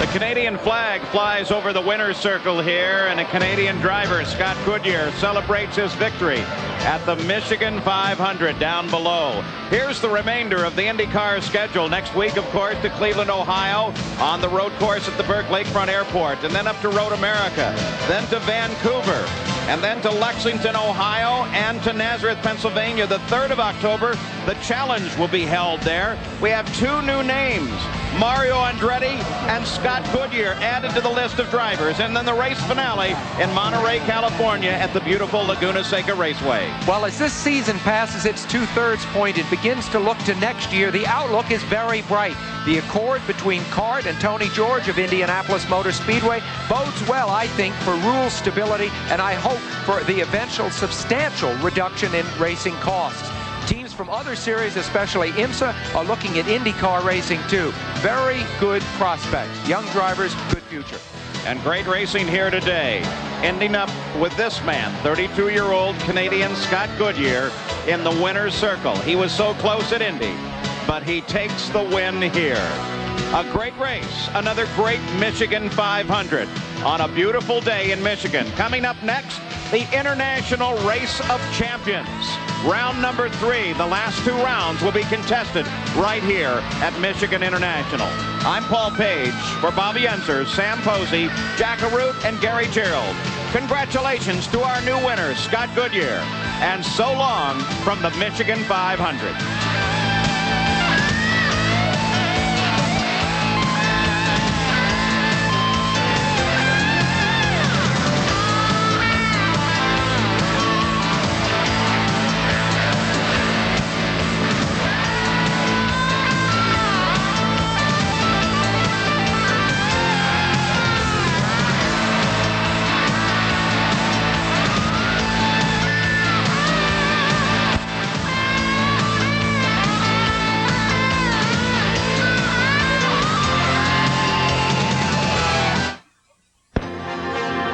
Next, the high-speed drama continues from the Michigan International Speedway. The superstars of auto racing battle it out side by side in the International Race of Champions. The Michigan 500 has been brought to you by Old Milwaukee and Old Milwaukee Light. It doesn't get any better than this.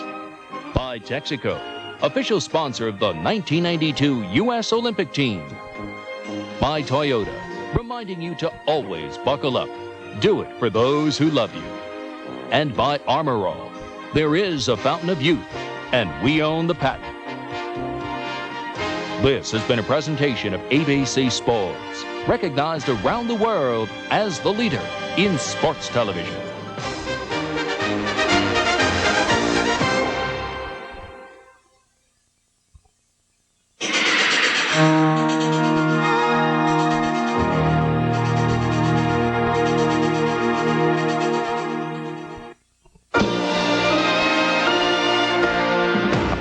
Fee has been paid to ABC by United Airlines.